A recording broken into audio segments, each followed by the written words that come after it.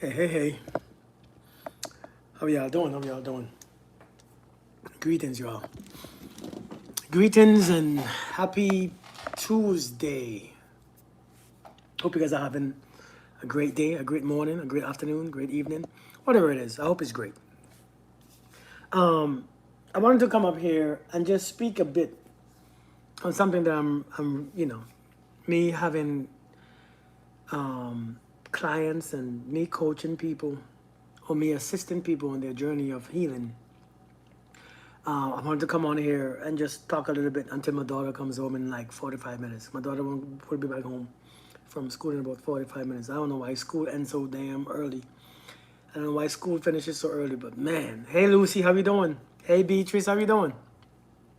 How are you guys doing? How are you guys doing? Hey, Nancy, how are you? Hey, Lisa, good to see you. Good to see you. Starburst, what's good? Starburst, what's the flavor? I like the strawberry type. Hey, Marsha. Hey, Tony, you here yet? Hey, Princess, how you doing? You know, I was based on the people who I coach, people who I've helped. I have some information that Hey, Lungi, how you doing? Good evening, Caroline. My kids have school. We got. Oh, okay. Well, good. Hey, Goddess Eve, how you doing? Hey, Erica, my daughter and sister, how you doing? You know, a lot of us, we. This is social media, so all we hear about is healing. Everybody talked about healing. And one thing I've realized is that one thing about us when somebody leave us or when somebody broke up with us or when somebody has done us wrong, I think one of the things. Hey Tony, I see you. Thank you, Goddess. Thank you so much. I think. Hey Tarylin, I think one of the things that we hold on to is the negative part of them. Everybody who came into our lives and left, we hold on to the parts that we don't like. Now we have an option. We don't realize this. We don't think about it. Somebody came in your life, they had to have some beautiful parts. I mean, let's be honest. Thank you for the heart me. They had to have some beautiful parts. But one thing that we do, we hold on to the negative part of it. We always holding on to the negative part of everything and wonder why we need to heal. Right? How can you hold on to the negative part of something, of people? People's suffering, people's pain, and then want to heal while still holding on to that part. This is where we go wrong. Many of us think that we need to do something for healing. Healing happens naturally. All you have to do is learn to let go of the negative things that you are carrying. The negative parts of people who have messed up your life, the negative parts of the lessons, right? We need to let go of the negative parts of their thought process about how this person is, what should have happened, what was supposed to happen. Nature heals by itself. One thing about nature, it's gonna heal itself. I know, right, Nancy? One thing about nature, it will heal itself. And you walk around talking about you can't heal and you're on a healing journey. You're not on a healing journey. You just don't want to let go of people's shit. When you let go of people's shit, you're gonna see how fast healing happens. Because one thing about healing is this, something that we don't understand. You don't heal. You don't do it yourself.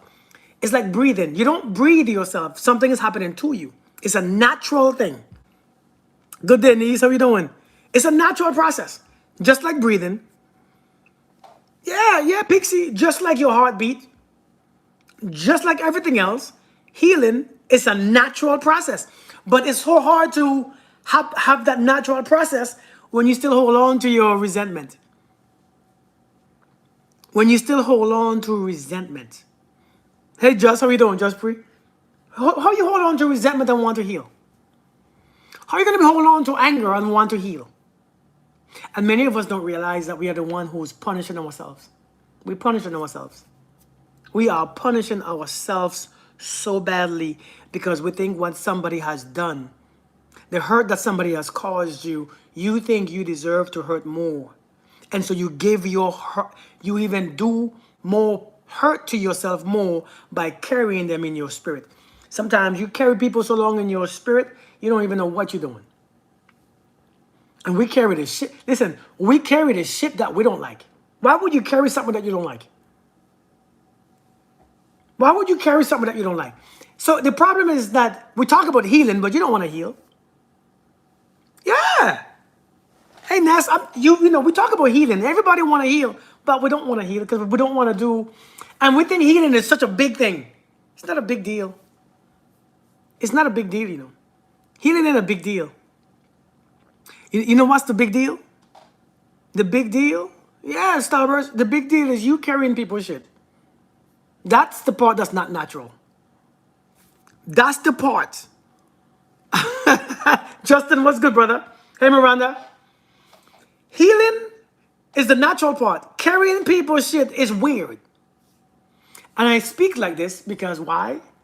It makes sense. If you think about it, it makes sense. Healing is natural. Everything heals. Carrying people's shit is weird. But you carry everybody's stuff. And you know whose stuff? And you know, many of us, we don't understand, man. We don't understand. Every time we experience something, we have to learn to forgive. If you want to start healing, you cannot heal until you forgive. That's the first step. Forgive. Forgiveness. You don't want to heal. You want to be a victim and cry and let people pity you. You don't want to heal. Because if you want to heal, you'll do whatever it takes. Forgiveness is a part of healing. Thank you, Miranda. Hey, Miranda. Healing is a natural order. Hey, Miranda, can you do YouTube for me, if you don't mind? Because I'm on YouTube too. Thank you. Learn people hurt you and move on. You know what I realized? Thank you, John Clark. Let me tell you what I realized. Let me tell you the reason why we hold on to people's pain. Let me tell you let me tell you the reason why we hold on to the negative parts of people. Because the negative parts of people give us the strongest reaction. And the strongest reaction, thank you, Miranda. The strongest reaction stays with us longer. The strongest reaction stays in our emotions, in our thoughts, in our bodies. The strongest reaction stays longer. It's your job to understand people are gonna do what they want to do. I think some of us don't realize. Some of us don't realize. We don't look at ourselves enough. Leave that baggage. Indeed, indeed, indeed. Many of us don't realize why people hurt you. Why people hurt us. Why does pain begin? Number one, there's different reasons. Let's talk about a simple one. Expectations. Expectations. It's like we expecting a fish to climb a tree. Right? We expect a fish to climb a tree. Or a fish to fly like a bird. See, when you expect somebody who ain't shit to be shit, you always get disappointed. Many of us, we gonna take a 0, we're gonna meet a 0 and expect them to be a 10. But by the time we done with them, because we are the exception, because we gonna fix you, right? We're gonna take a 1 or a 2 and expect them to be an 8 or a 9 in 2 years, because that's what you think you are. What's up, quarterback? Long time to see. How you doing? That's what many of us do. That's what we do. Expectations is a killer of joy. It just ruins relationship, because when you meet somebody that way, God forbids they stay that way. You can't take it. You can't take it. And so we have to learn people are going to be people. When you expect people to be something else, we suffer. Hey, good to hear, brother. Good to hear. Expectations. That's why we hurt. We have different reasons why we hurt. Many different reasons. But like I said, expectations is the first. There's a couple of more reasons I want to talk about. Many of us are hurt right now. We're still hurt. We're still hurt. And we're going to be hurt for a long time. And then you're going to blame everything else. Hey, Chesney, you're going to blame everyone. You know, you're going to blame situations.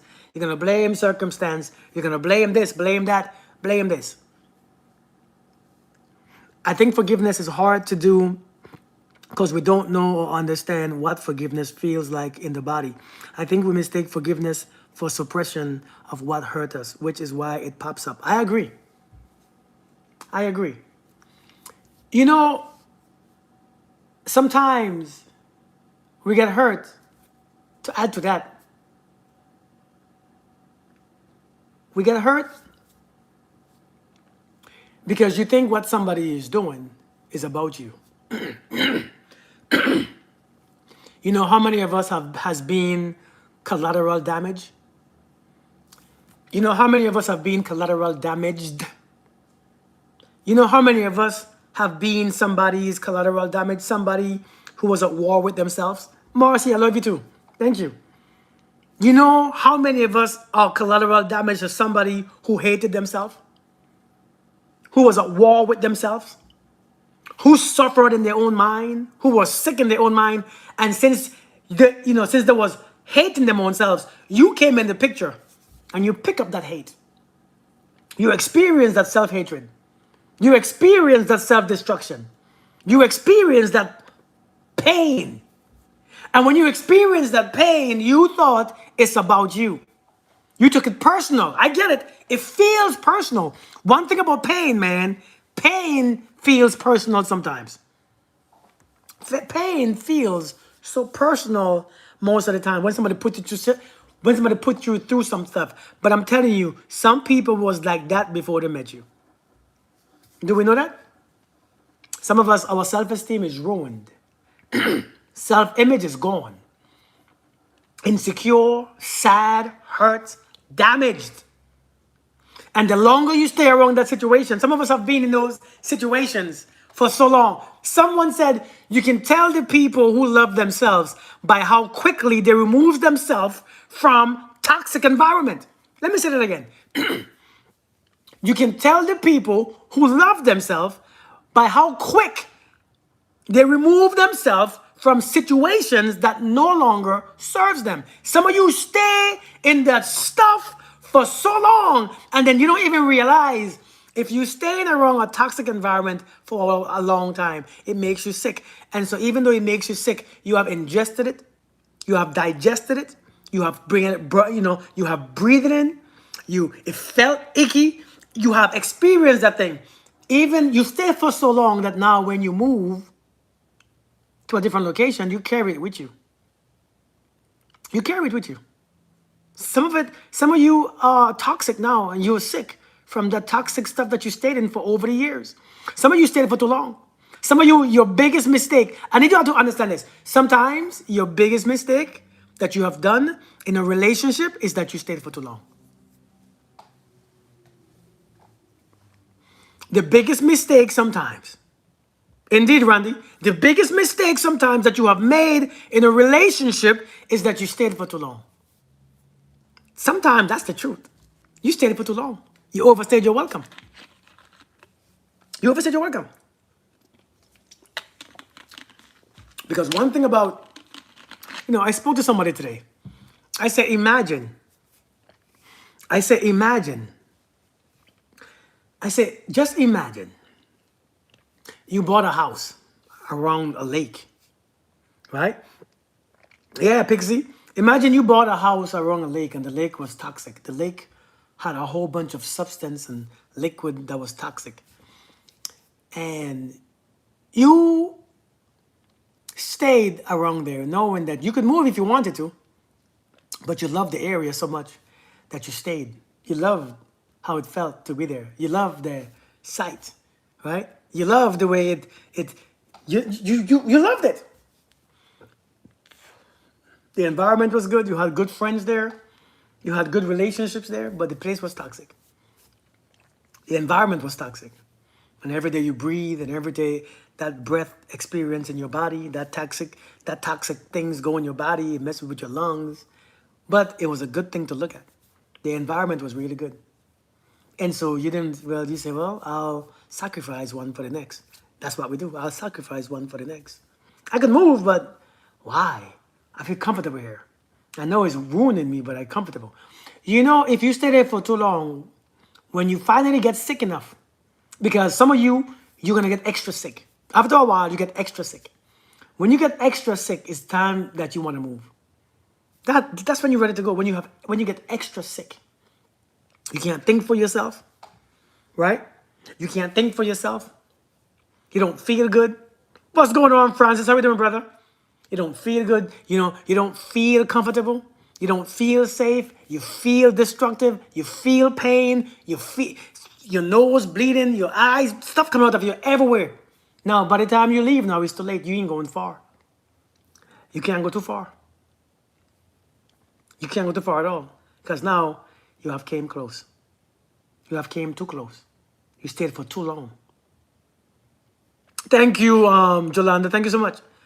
And so many of us, that's what we do in relationships. We like a person. We feel, I love you, so let me stay. Even though the stuff is toxic, I love you. So since and you know, when you ask somebody these days, why do you stay? Because I love the person. Like that means any damn thing. Hey, Carolina. Like that means that I love the person. I love him. I love her. That don't mean a damn thing, you know. That don't mean a damn thing. But that's the thing that we use to justify our stupidity. But you stayed for so long in that. Hey, thank you, brother.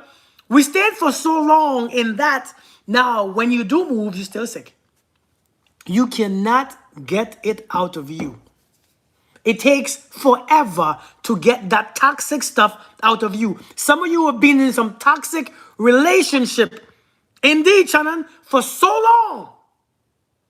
And then when you go to the next relationship, you actually begin to fight and act and behave and think and feel like it's everywhere you go, you're going to meet it. Because everywhere you go, you carry it. Everywhere you go, you're going to carry it. Everywhere you go, you will always carry it. And so now, everyone who you are with, everybody that you sleep with, everybody that you marry, everyone that you date will experience how toxic you are, but you cannot see it.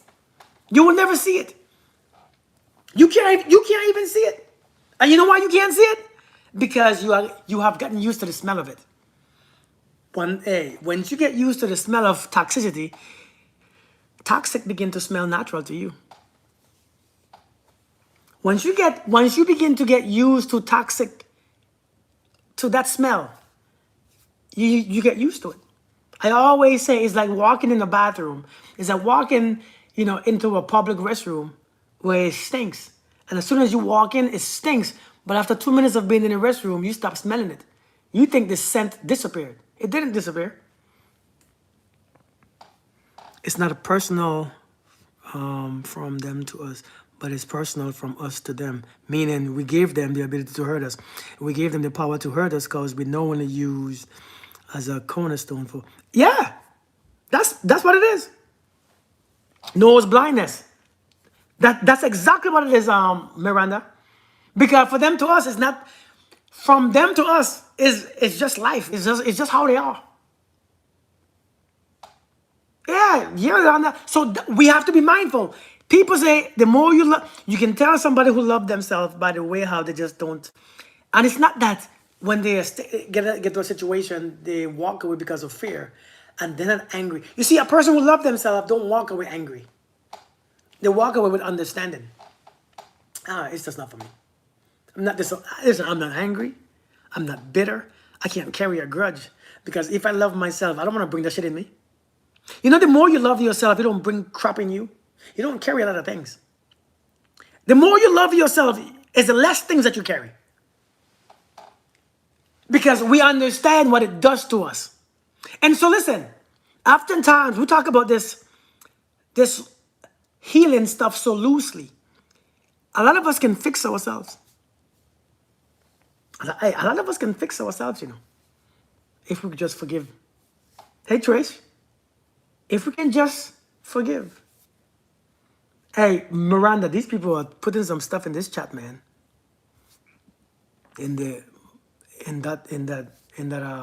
So that people commenting stuff in the YouTube chat, Miranda. A whole lot of people. It's like a lot of trolls. Like people who ain't got no life at all. We have to be mindful, man. A lot of people, you are literally someone's collateral damage. When a person don't love themselves, you can't save them. You can't save people. You can't save them at all. You can't save people. I think some of you are trying to save your spouses. You're trying to save the person that you are with. You can't save people. That person was drowning long before you. That person was drowning long before you, and sometimes if you save a drowning person, oftentimes they're going to pull you down. When you want to save somebody, you cannot be close to them. That's why doctors don't work on their own kids. A doctor don't work on their own spouse. A doctor, because when a doctor doesn't work on his own because it's too close. You all get what I'm saying? A doctor do not work on their family members. They let another doctor do it because it's too personal. Their minds ain't right. They cannot see straight. So many times, some of you are trying to save. I'm telling you, you are trying to save that person that you are with. That person, if you try to, listen, if you're not a strong swimmer, that person will pull you down. Oh, that's cool, Miranda. That's cool. Starburst, it hurts. How do you heal yourself, especially if you are blindsided by the person you thought was it? A person is not what destroys you. You destroy you. Holding on to those emotions destroy you. Holding on to that anger destroys you. Holding on to that resentment destroys you. You don't heal yourself. Healing is a natural process. You don't heal. That's like me asking you, how do you breathe? It's a natural process. How do you make your heart beat? You can't answer the question. Can you? Can anybody answer the question? How can you make your heart beat? It's the same as asking how can you heal yourself? You don't heal yourself because all you have to do is stop doing the shit that's causing your pain. Hey Nina, Kenny Pops, what's good, girl? You don't heal yourself. Again, you don't beat your own heart. You don't digest your own food. You don't you don't even breathe on your own. It's happening to you naturally. Hey, Kia, but the problem comes in. The problem comes in is when you're doing a bunch of crap that go against your healing. That's what makes it feel hard. Healing yourself is not what we think. Healing yourself is not what social media tells us. Healing yourself, you don't do healing. You know what you have to do? That's why I came about. Do you know what you have to do to heal yourself? Let me tell you what you have to do to heal yourself, man. Relax. Do you know what heals you? Relaxing your body. Sit your ass down. Stop. Don't move. Shut up. Sit your ass down. Shut up. Don't move. And relax. You will see healing happens naturally. All you have to do is sit thy ass down, relax, calm yourself, and watch healing take over. It's a natural thing. It's mental. It's a natural thing. If we can just shut up, you can shut up, can't you? Child too. Right? I mean, you can shut up, right? You can stop talking, right? You can stop talking. You can forgive, but you don't want to because you think the stronger.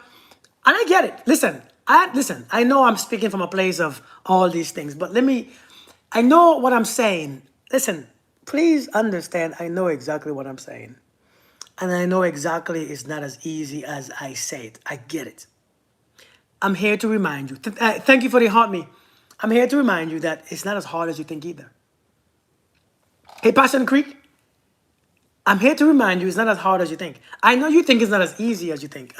I know, Kirk, you're just saying these things because you don't understand. You think the bigger the offense, the stronger the grudge. Right? So I'm telling you, we think the bigger the offense. Do you notice that Christ never said, hey, forgive them if. Forgive them only if. Thank you, Summer.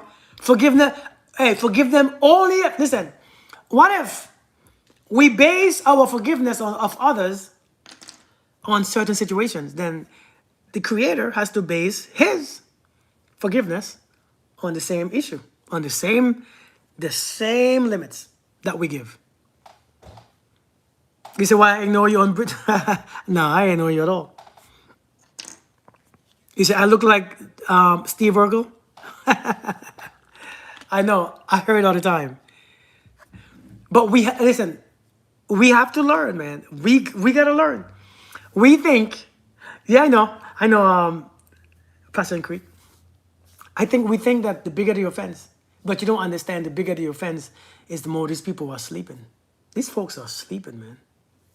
These folks are completely sleeping. Thank you, Marcy. These folks are completely sleeping. These folks are just doing things because they can. They don't have any compassion. They don't have any empathy. They are walking sleep, walking dead. Seriously, like they are completely gone. And so their behaviors is just toxic. Have to let go and just stop trying with someone. Exactly. But how to heal? If you stop bringing certain things around you, you won't know. You won't need to know how to heal. I don't need to know how to heal. If something happens, I remove myself from it for a while, get my nervous system back. You know how hard it is to heal around something that messes up your nervous system?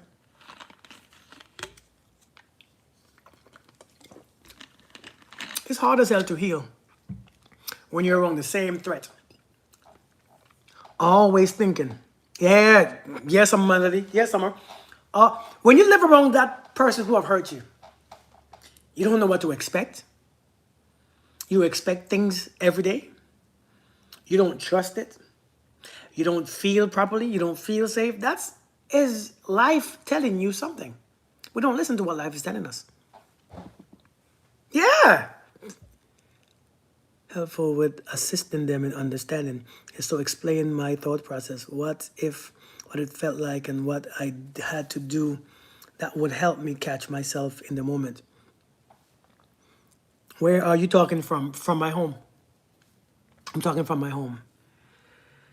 So remove yourself from all of it. Their family. Listen, if sometimes, if you want to stay there, if you want to stay with their families and stay around them. What's up, John Blake? How you doing, brother? If you want to stay around their family and stay around them and stay around them because you have feelings and you have this and you have that. Hey, Jazz, sometimes you, hey, listen, sometimes you got to choose, you know. Sometimes you got to choose from the U.S. Sometimes you got to choose, you know. You got to choose. And sometimes, you know what's one of the most hardest things? The choices. Because some things come with these choices. Hey, Jazz, hello, hello. There's sometimes choosing what you're going to do is the hardest. You know, sometimes the hardest decisions is it to try harder or to give up. That's one of the most difficult decisions. Should I try harder or should I give up? That shit is hard. And we all know that because we all been there. Should I try harder or should I just quit? That's life. But sometimes whatever you choose is gonna suck. Whatever you choose is gonna suck. Because whatever you choose, there's consequences. Some things won't be the same anymore. Your life won't be the same anymore. Your friends won't be the same anymore. Your family won't be the same anymore. Your group won't be the same anymore. Your life will change. Started loving myself.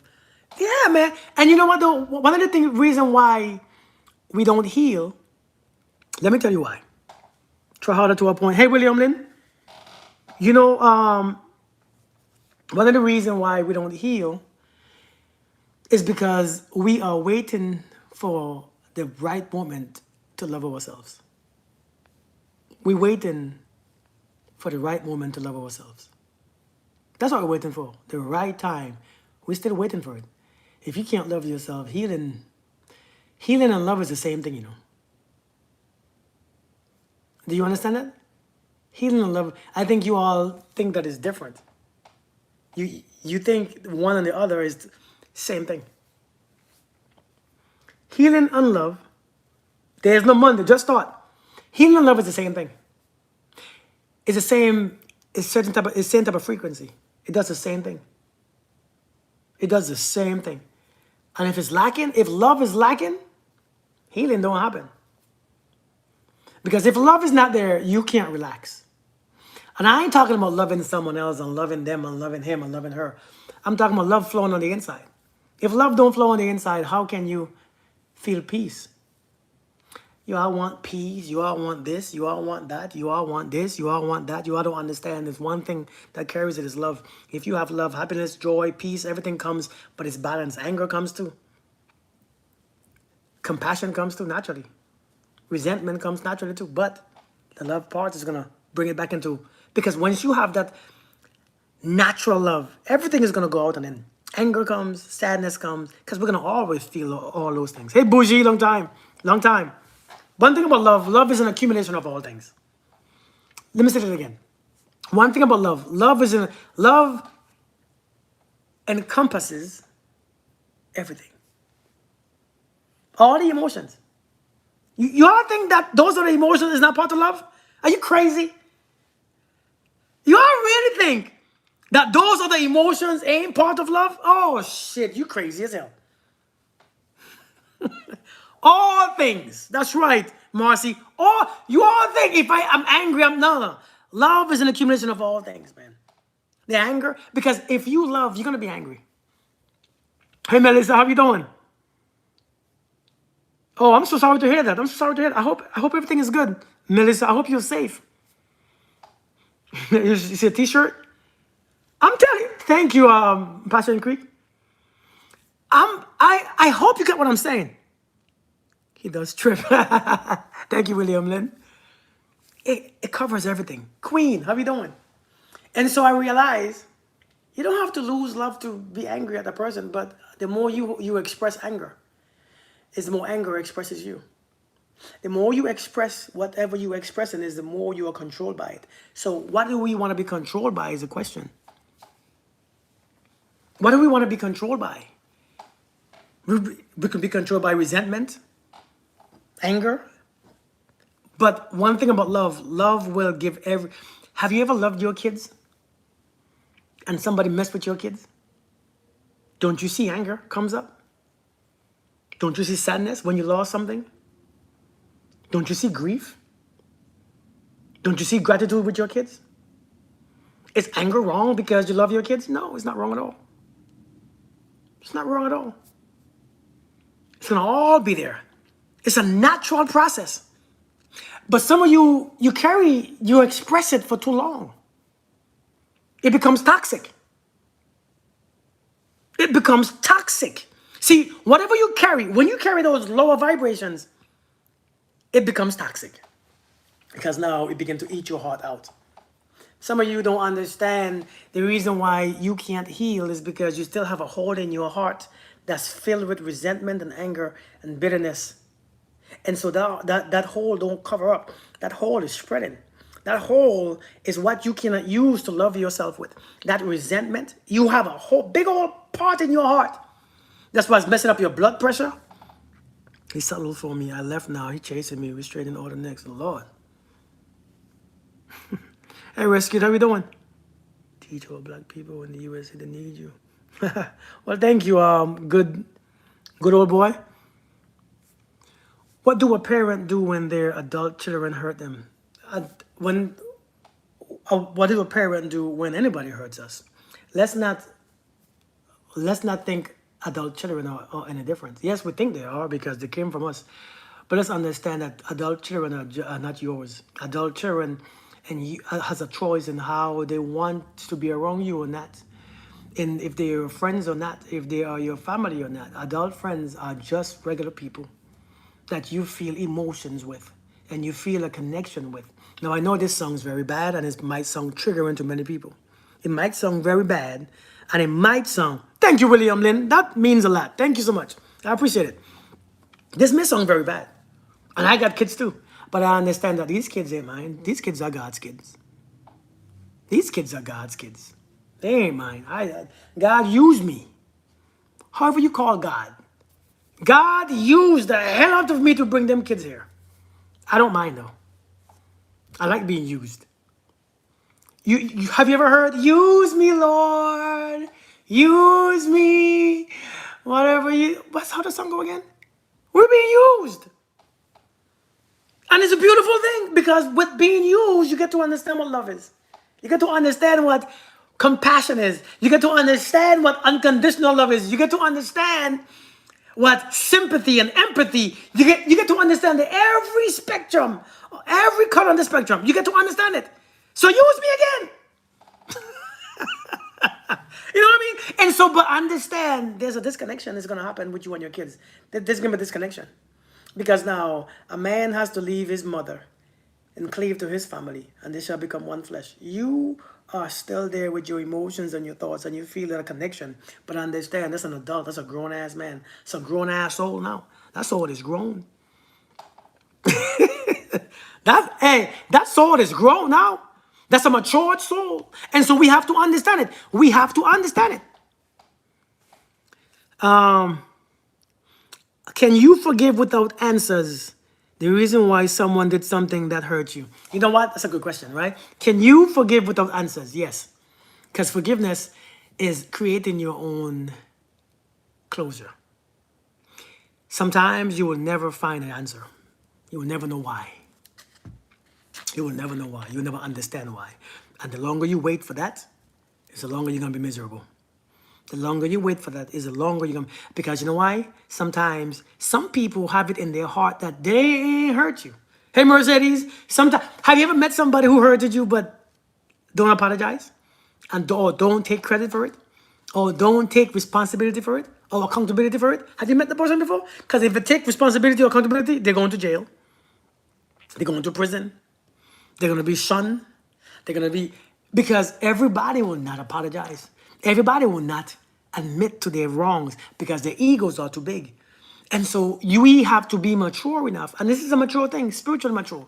Spiritually mature. But when I say spiritually mature, I don't mean anything about Jesus or God. Spiritually mature means whatever you are holding on to, you have to become aware of what it's doing to you. We have to understand that, hey, Miss Carmel, we have to understand, hey, good evening from Uganda, how you doing? We have to understand, right? Does it make me a bad person if I find it hard to forgive? No. Listen, 99% of people find it hard to forgive. Believe it or not. Indeed, Miranda, indeed, facts. 99% of us find it hard to forgive. Because it's forgiveness. Why is it so hard to forgive? Because it all entangles in your ego. It's all about who you think you are. How dare you? I can't believe it's about me. You hurt me. You did this. But one time we have to understand that sometimes it's shit ain't about you. It was never about us. Somebody said most don't care. If they didn't care before, chances are they won't afterwards. And we have to sometimes understand that sometimes some people, this is why Christ made that prayer. Forgive them, for they do not know. What's the end part? On the cross, when he was about to be crucified, what he says? Forgive them because what? Forgive them because what? They don't know what they have done. They don't know. They don't know. Sometimes, and you know, I mean, don't get me wrong, sometimes they know, but they won't admit it. But sometimes they don't know. They don't know. And so, since they don't know, sometimes people's intention, sometimes a person's intention was not to hurt you. Sometimes it's not to hurt you. Sometimes they don't care if they hurt you or not. But sometimes their intention was not to hurt you. We all have done it. Have you ever hurt somebody unintentionally? Have you ever hurt somebody or even break somebody's heart unintentionally? But what if they hurt you intentionally? Okay, so let me explain to you what happens. It's a great question, right? But what if they hurt you intentionally? Okay, listen. This is their action. Now, I want you to understand. I'm going to say it very simply, okay? You are ready for this explanation right here? Hey, do you work out? Because your arms, yeah, I work out every day. See, I'm swole. I work out every day, every single day. But thank you for noticing, though.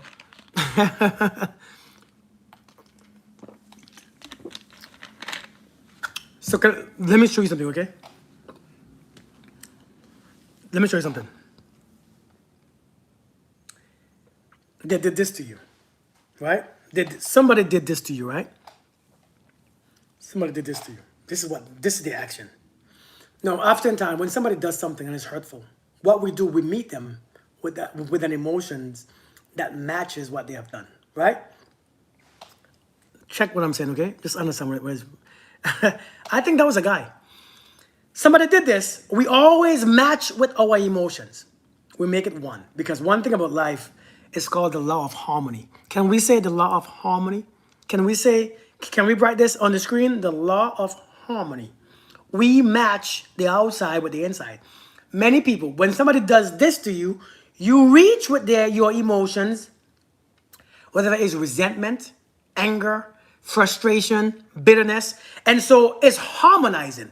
What they have done and your emotions slash feelings are harmonizing. Now, what they have done and what you feel, singing the same song because they're in the same connection.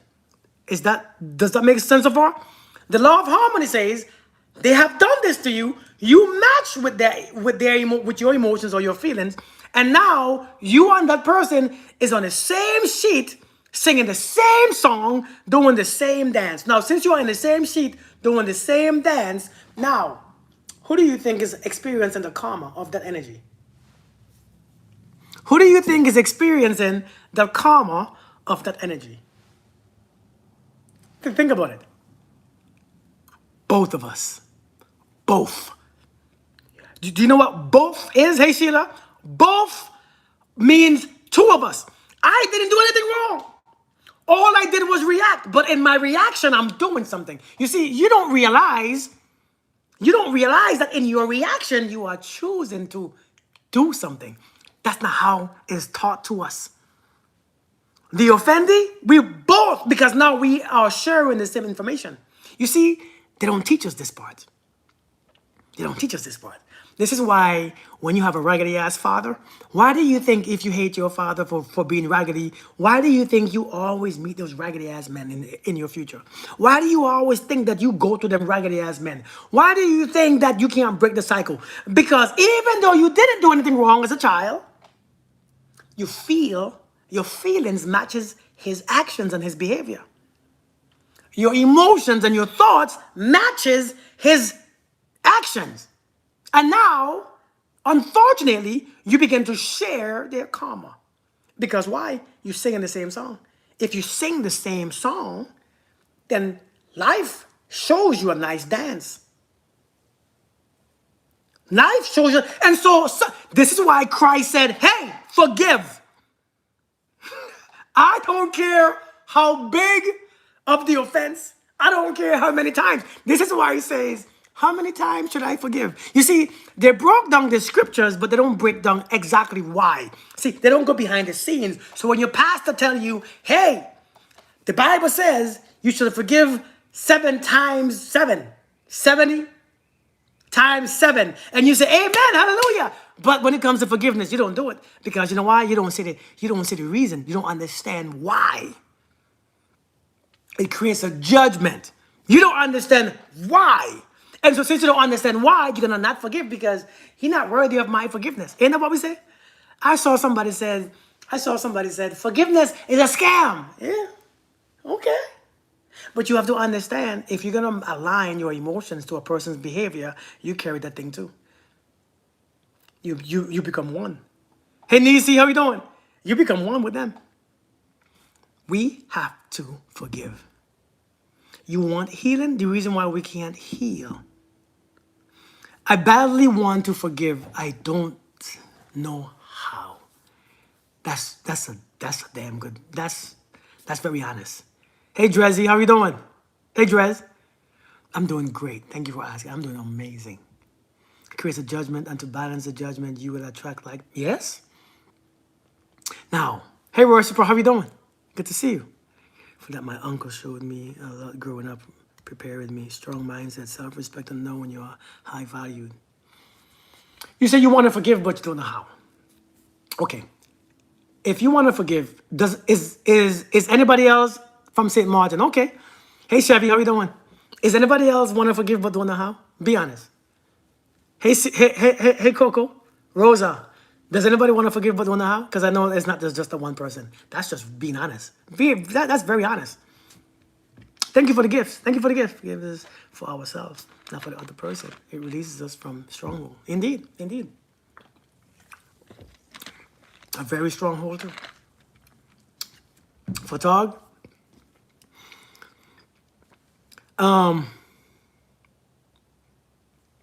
You say, what do you think about the offender? Do they eventually get the recourse? What do you mean by the recourse? What do you mean by the recourse? Keep your heart with all vigilance, for from it flow the spring of life. Let me tell you something. First thing first, if you want to forgive, you have to look at your ego. If you can't forgive, it's because forgiveness stays in your ego. It's a very egotistical thing. It's a very egotistical thing. Forgiveness, right? Emotions stem a lot of times. They operate in your ego because it's in your ego you find an identity. In your ego, your identity is very loud, right? And so oftentimes it's hard to forgive when you operate from the body or from the ego, from the outside world. It's very hard to forgive when you operate from the ego. When you operate from the ego, everything affects you. Everything pulls you. Everything just beating you down. Because why? Our feelings and our emotions is based a lot of times on ego. Who we think we are. Hey Maury, how you doing? Who you think you are, who you think you are not, what happened to you in the past, what's gonna happen to you now, who they told you that you were, how you were raised, and based on the ego. And so when it's based on the ego, when you are operating from the ego, you join so strongly to the offense. You and the offense become one. Right? You and the offense has become one. You merge with the offense. You merge with every word that they say. You merge with when people disrespect you. You merge when everything bad happens. You merge. Every word, you become one with it because it's part of your ego. Because one thing about the ego wants to, boy, the ego wants to fight. Somebody called you the wrong name, the ego wants to fight. Somebody said the wrong thing, the ego wants to fight. Somebody does the wrong thing, your ego wants to fight. Somebody said you're stupid, your ego wants to explain yourself. Your ego wants to explain big time. Your ego wants to make everybody like you. Your ego wants to, you should believe what I believe. Why do you think Christianity is one of the most biggest egotistical religion that there is? Because God forbid if somebody don't believe what you believe, you better do. You don't know God then. You don't know. And so it's tied up into your ego, it's your identity. No, I'm not, that wasn't me throwing shade. I was just saying that's what I was. You want to defend yourself, you want to defend God, you want to defend Jesus, you want to defend and fight. It's your ego. Your ego is too huge. Sit your ass down. You see, I found it easier. I found it easier. Yes, I found it easier. I found it easier when I stopped, and I always go back to this, when I stopped flattering myself with who I thought I was, how important I thought I was, how great I thought thou art. When I realize, hey, it rains on the just and the unjust. Hey, I'm just. When I look down at the ants, I see a bunch of ants, but I don't know which is which. I just see ants. And it makes me put some things in perspective. When God looks down on us, from wherever he looks at, how he looks at us, he sees ants. All he does is recognize frequency and how based on our frequency is what we attract. But when you look down, see, some of us, we got some big egos. You think that you were special. You think that you were highly favored. You think all these things. You think all this stuff. And so it's hard to forgive because you have intertwined. Your ego is too big. Your ego is huge. And so when your ego is too huge, you can't forgive. I hope this makes sense too. I pray this makes sense. When your ego is too big, you can't forgive. Because the bigger the ego, every offense is based on big or small. Ego hides the flaws. I think a lot of us are fleas. I'm telling you. And so, since our egos are so big, the offense small. Okay, I can forgive you. Okay, I get it. Okay, I get it. Oh, how dare you? Oh, I can't forgive you. And so, if you can just stop flattering yourself, understand that we all experience life, understand that people, Kirk, what is life? Life is to experience living. And living is not good or bad. Living is not happy or sad. Living is not right or wrong. Living is all. Living is all. Do we understand it? It's all. We experience all things. We're here to experience all of what life gives us. We're here to live and walk and drink the water and the juice and eat the the vaginas and the, well, not vaginas, eat the stuff and eat the fruits, eat all the stuff. We're here to experience all things. We're here to experience. You all be, you all be trying to control it. Oh, I can't. Oh, no, I wasn't supposed to. Life was for you to experience all things as a whole so that you learn. You learn while you were here. Why come here and not learn anything? You all heard it, huh? You all hear too much. You all see. You all pay attention, huh? Somebody said, "Man, it's so difficult." No, I think you are difficult because you think men are difficult. I think you are difficult. Hey, mama. Okay, mama.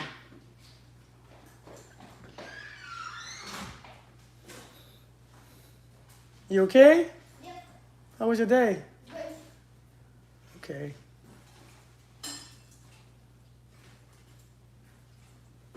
Did you get a grade on that? No, it wasn't for. Oh, it wasn't for a grade? Okay. Yeah, okay. It was. Give me 1 second. Okay, give me 1 second. Uh-huh.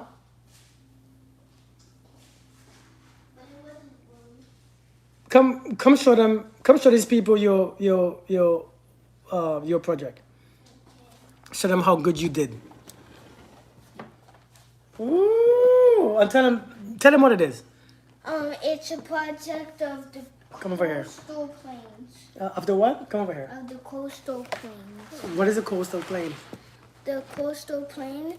So it has rivers and swamps. Come over here. It has rivers and It swamps. has flatlands and the plants there.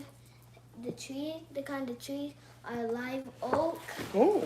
and sweet gum trees. Oh. And there are also Spanish moss and Virginia creeper. Wow. And so did you give your class on this? Yeah. And how did you do? I did pretty good. Yeah? The Come over here. animals are deers, raccoons, snakes, foxes, squirrels, and alligators. Oh, and how you know this? So our teacher taught us about the 5 regions of Georgia. Oh, okay, of Georgia. Okay, well, good job, Mama. I'm so proud of you. And why I did this is because that's where we live. That's where you learn. Yeah. Okay, see? Well, thank you for explaining to me. I bet you did good, huh? Okay, I'm gonna go to my room, okay? For a minute, okay? And then you could have a snack, and then I'll be, just give me a second, okay? And then I won't be long, okay? So I can come and cuddle with you. Give me a second, y'all. That's my little princess. My daughter is 7 years old. She just came from school. And usually when she comes home, I like to get off of here because she want to cuddle and lay down. She want to cuddle and lay down. And, I'm a stay-at-home dad, so that's my role for right now. So I play my role. She's smart. Hey, thank you. Actually, her mom do most of them things with her. I don't really.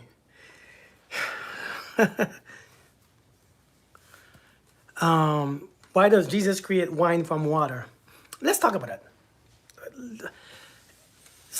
Why does Jesus create wine from water? That's a great question.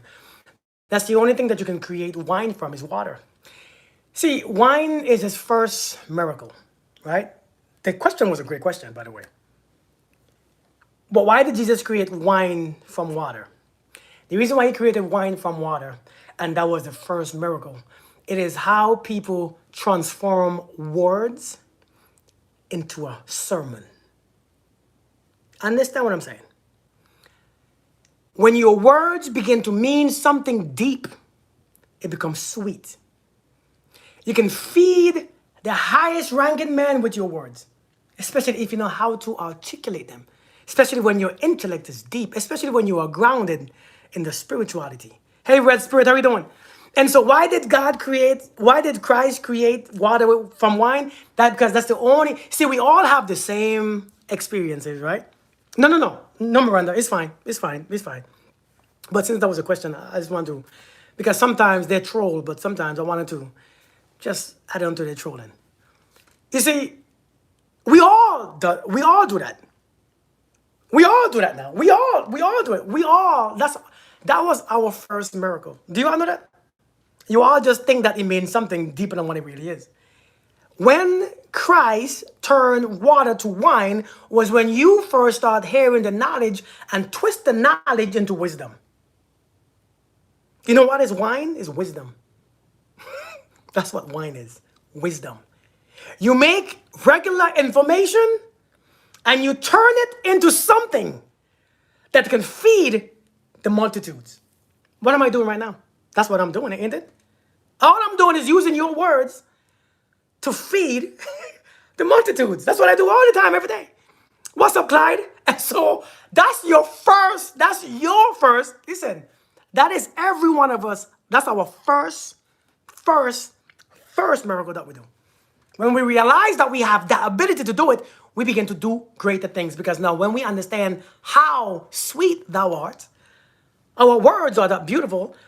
When we know that, we can do things now. So yeah. That's was the first miracle for a reason. We just don't understand.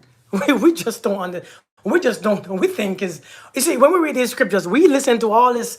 We seeing things far from us. Stop seeing things away from you. You are it. It's talking about you. You see these scriptures that you all think that is talking about Jesus? It's talking about you. You are the New Testament. You are the new era. You are the new version. You no longer live by all those things. Now you live by your own. Listen, this is you that he's talking about. Y'all just, we think that everything is deep. Everything is not as deep as we think it is. It takes a long time. So I'm just saying. But that's why I wanted to ask, to answer the question. Okay, Clyde, okay. But that's why I want to answer the question. It's not, it's not because, some people be bringing their, they're trolling. But sometimes, you could use the foolish things to make, with the Living Testament, exactly. Our past is done. Past the Old Testament. But it's just some of us keep going back and forth. We keep going back and forth. But let me tell you this right here, man. Okay, come on. But let me tell you this right here, though. Healing is not what you all think it is, man. It is not what you all think it is. Healing is the most natural thing that you can ever actually experience. Excellent project. Oh, thank you, Pixie. Why do absent fathers appear when kids start to work? Because they don't have to do anything. Sometimes absent fathers do recognize their mistakes. Sometimes they do. I mean, let's be honest. I know we think that they don't have any souls sometimes. I know my father was absent, but let me tell you something. Clyde, give me 1 second, Clyde, all right? I know for a fact, I saw my father once. I saw my father once in my life. I was 16 years old when I saw him. But as time went and went and went, I can tell that man, because he made 5 of us with our mom. And I can tell he wanted to come back, but his own hatred, his own insecurities, his own drama, his own guilt, his own stuff that he was filled with, he couldn't come back. And even if he tried to come back, he would sabotage his own self. Every time he tried to talk, he would be like, "Hey, listen, I didn't mean to. I am so." Listen, we're done with that. I'm grown now. We're done with that. I'm good. I never bring it up. And so every time my sisters would reach out, he would always use the same stories.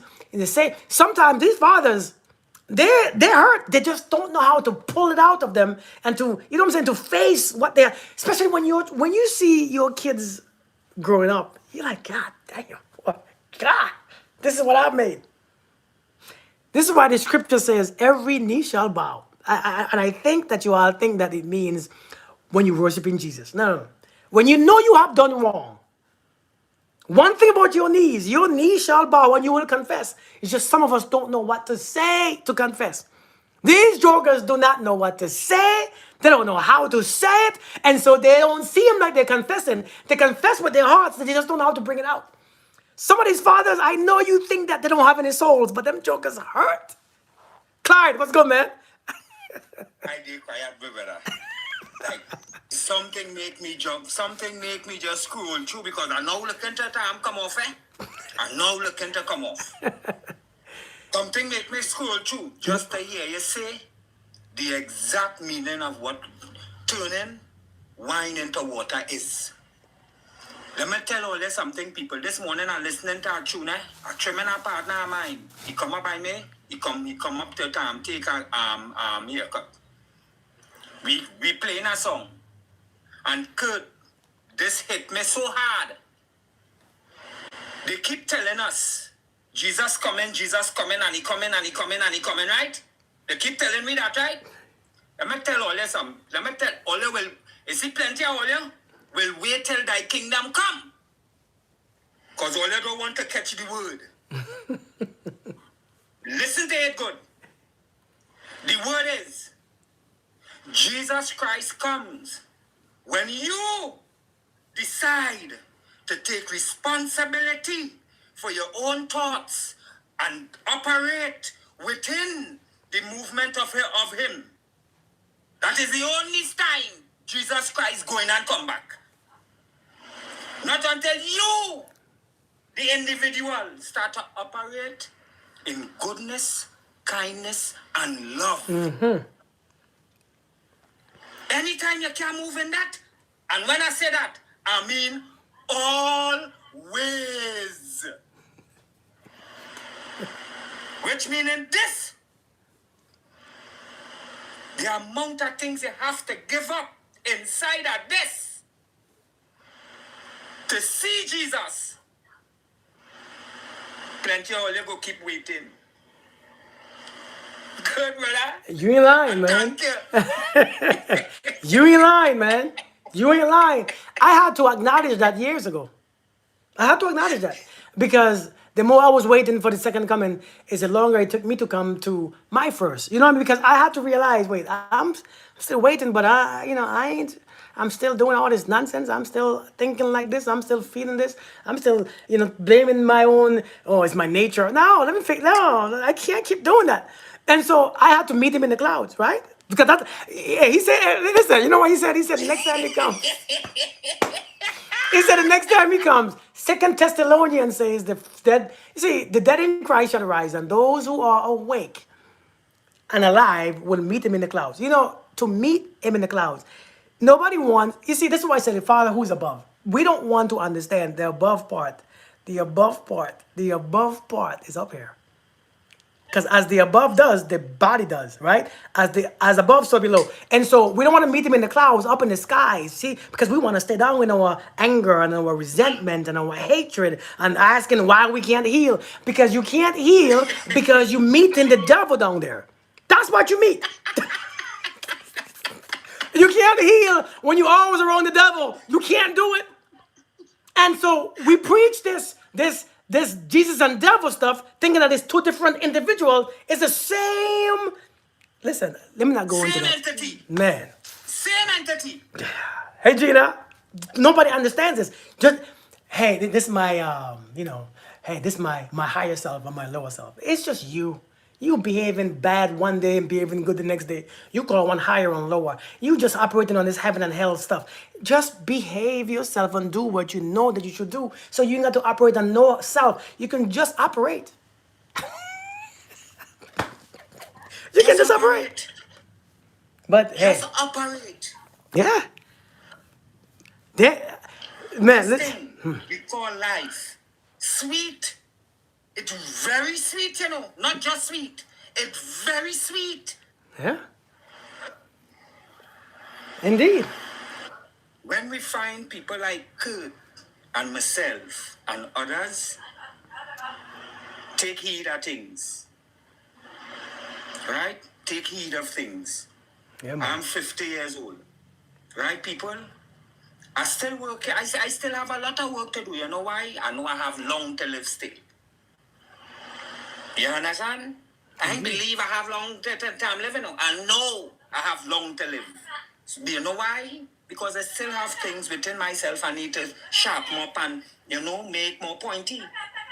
You understand?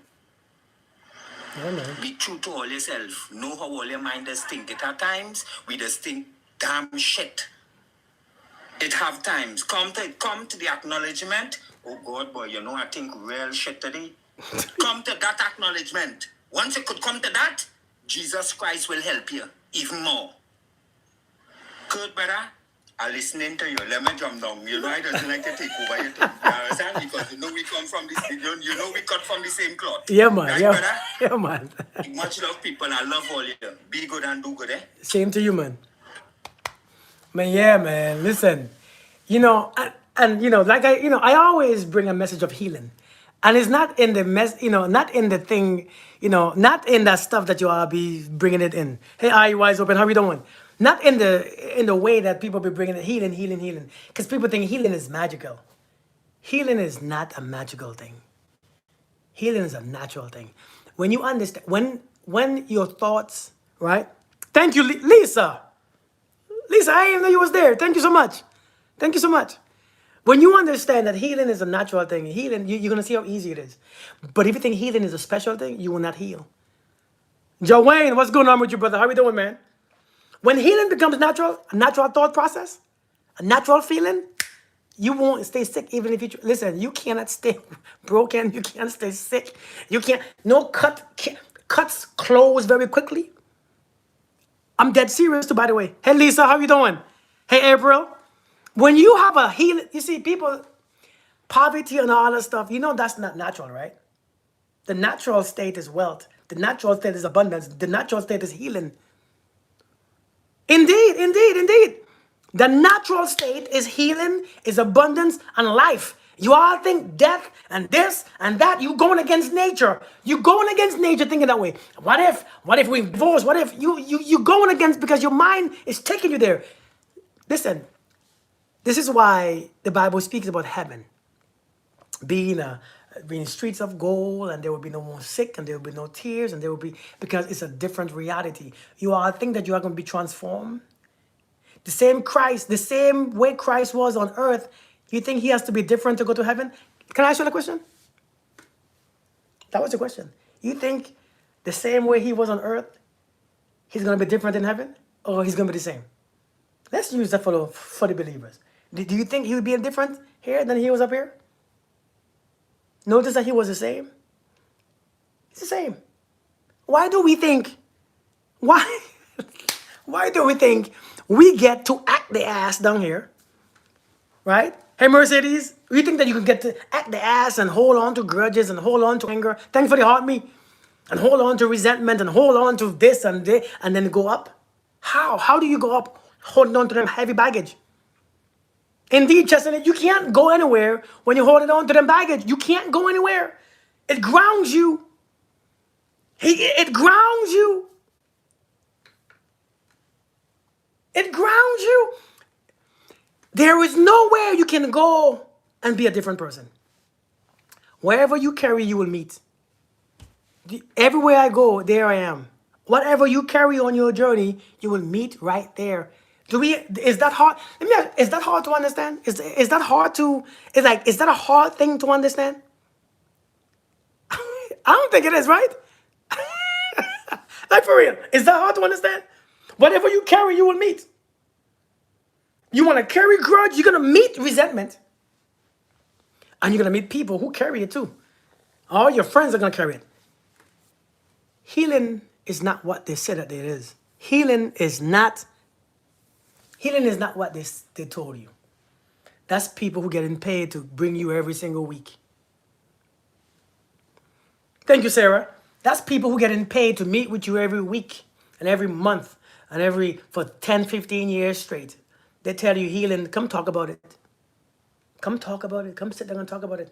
And every time you talk about it, you relive it. And you relive it again, thinking that something is wrong. And then you think something is wrong. And you think something is wrong because this is where you act and that's where you feel. And, sometimes nothing is wrong with you. You experience some turmoil. Once you experience turmoil, you can never be the same. Why do you all fight to be the same? Why do you wish to be back? Why do you wish to go back to be like nothing happened? Then what have you done? You know, one thing I realized, man, so then I really need to work on myself. Stop thinking about working on yourself. Indeed, Respirate. Don't look at it as you have to work on yourself. You don't work on yourself. You rest with yourself. Stop working on yourself. You've done enough work. Matter of fact, all that work, you have done some damage. You have overworked. It's time to rest on yourself. It's time to stop poking at yourself. Stop judging yourself. Stop being angry at yourself. That's work. Being angry at yourself, holding on to grudges, holding on to, that's the work that you're doing. That's the work. That's the work that we stop working on yourself. Now it's time to rest. Leave yourself alone. Let yourself be. Relax yourself. Calm your body. Breathe.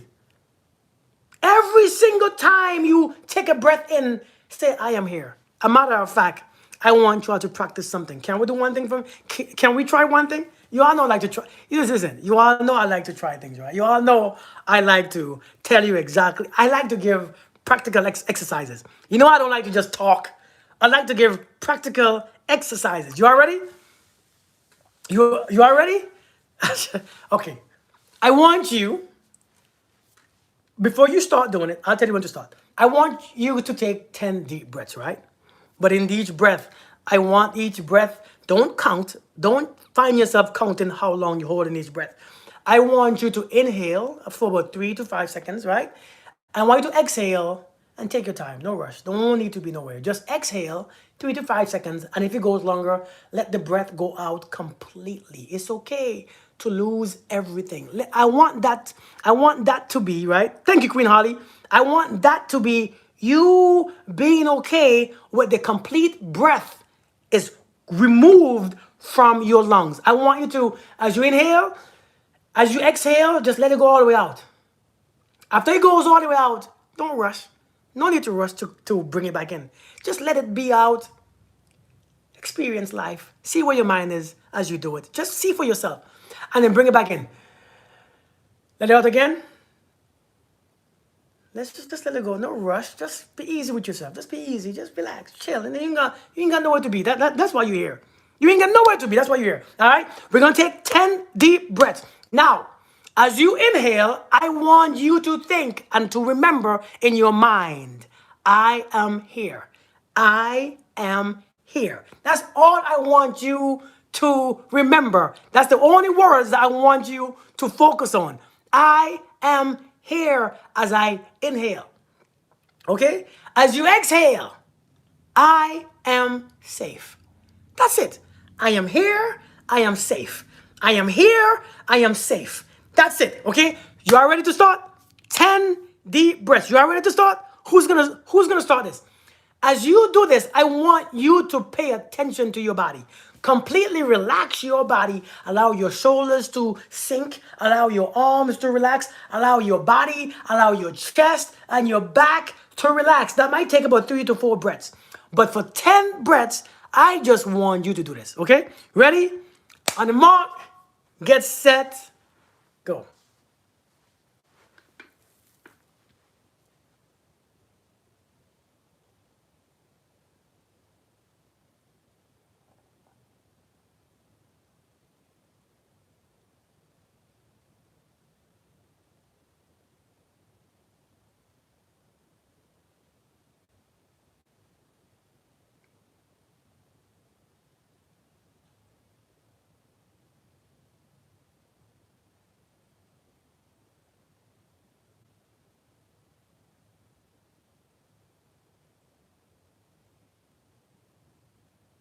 Allow your body to lose everything as you exhale, to be drained from the breath.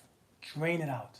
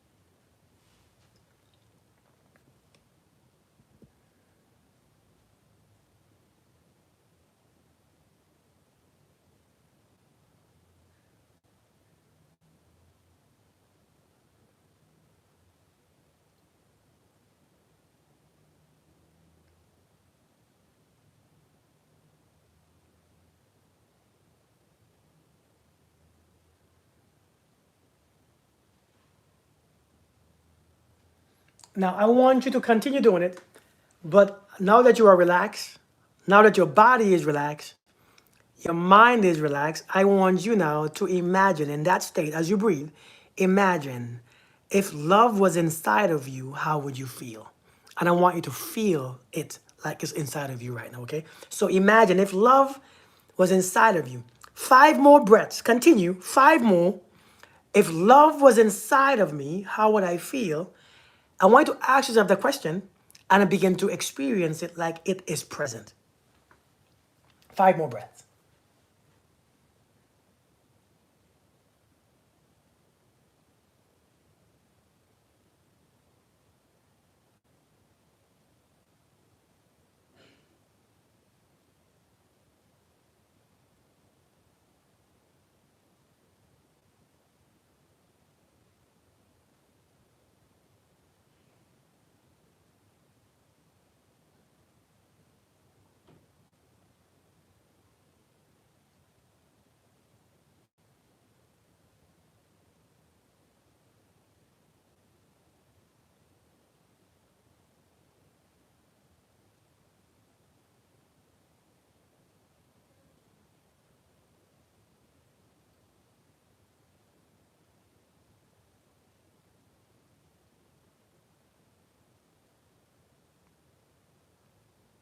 Don't stop. Don't stop. Keep going.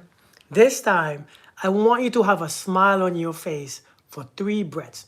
Imagine somebody making you smile. Your kid, your daughter, your son, your dog, your husband, wife, boyfriend, girlfriend, sister, mother, whether they're here or not, cousin, father, grandparents. I want you to have a smile on your face, right? Think of something to smile about and put 3 more breaths into your body. Put a smile on your face.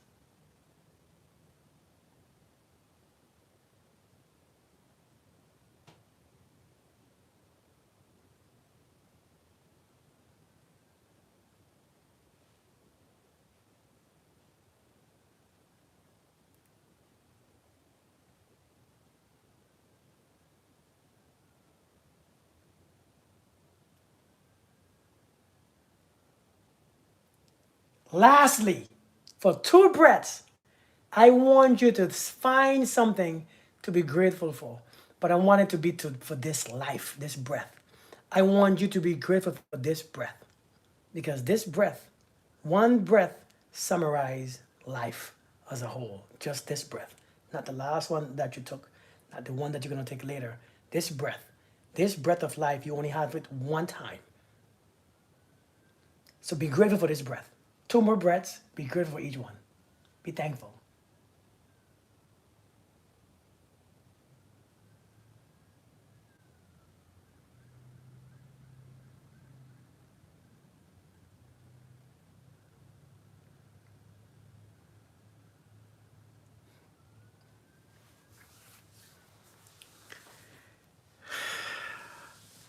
Hey, Hakura, how you doing? Now, don't you all feel better? Don't life feel light? Don't you feel free? Don't your body feel relaxed? Now you're looking for healing, and that's healing right there. You see how simple healing really is?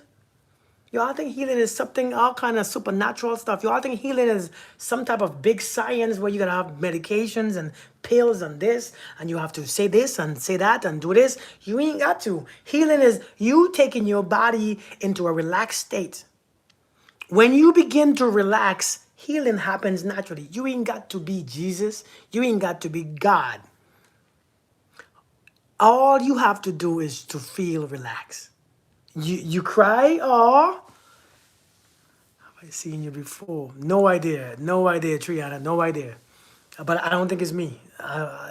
It's not me. Wait, you cry, Sheila? So okay, for the ones who cry, that's a beautiful thing. Let me tell, what came to your mind, or which part? My therapist in it. What do you mean? What came to your mind as you cried, as the tears flew down to your eyes? What came to your mind, or what was in your spirit? To say they rested and did not. Indeed, indeed. I spent all morning trying to calm nervous system, trying to feel safe. Kids smile and hugs. Yeah, felt good. Thank you. Good, April. I'm glad. I'm glad. It's a very natural thing. It's a very simple thing. It's a very natural thing when I was being thankful about life. And do you notice that I said you can only have the breath? Only the breath is life. This breath is life. Release of bottle up emotions, release. Indeed. Indeed. If you're sleeping now, Raj B, how you doing? I wake up nervous already every day. Oh, man. You felt peace, Belen? I'm glad. There was some resistance. I hope I can change it. And you know, grace, resistance is going to happen. But as you do it more often, you're going to feel courage or courageous enough to release your resistance. Because oftentimes, yeah, oftentimes you have things that's been there for so long that you're going to resist to freedom. For all the people who have been there for me since childhood and raising my son.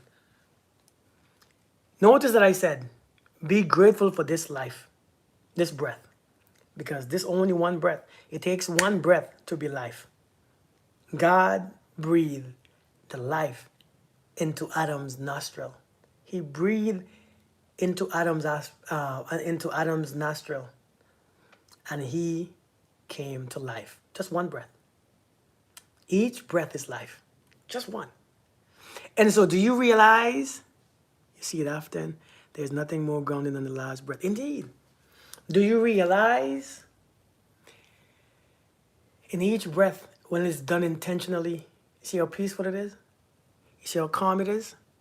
To take one breath. Indeed, Mercedes, indeed. Came to watch you on YouTube. I hope you love them as much as I did. Oh. Well, hey, Casey, and hi, Shanika. Shikina. I'm sorry, Shikina. Thank you for joining. Thank you, Kirk. These moments are powerful. I'm glad, Gina, because you always tell me that you like the meditations. But we have to learn, man. We have the power. Listen, the power been there all this time. Now, listen.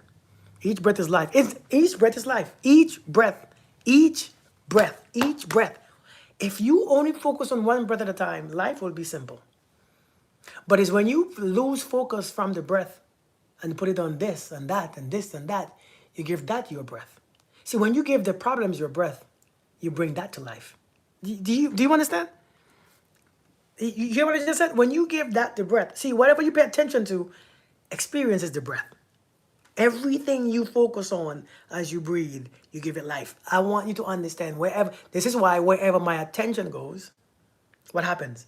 I need somebody to finish this. Wherever my attention goes, something happens. What is that happens? It's for a bad heartbreak. I heal through your face. Oh, really? My Facebook? Oh, wow. Good, Lungi. You say energy flows, right? Wherever my attention goes, energy flows. Listen, I want you all to understand how deep that is. Marsha, you're still here, huh? Pink Princess, okay.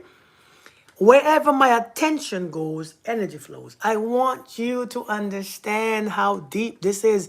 I know we say it. Yeah, I know we say it all the time, but now I want you to bring life to it.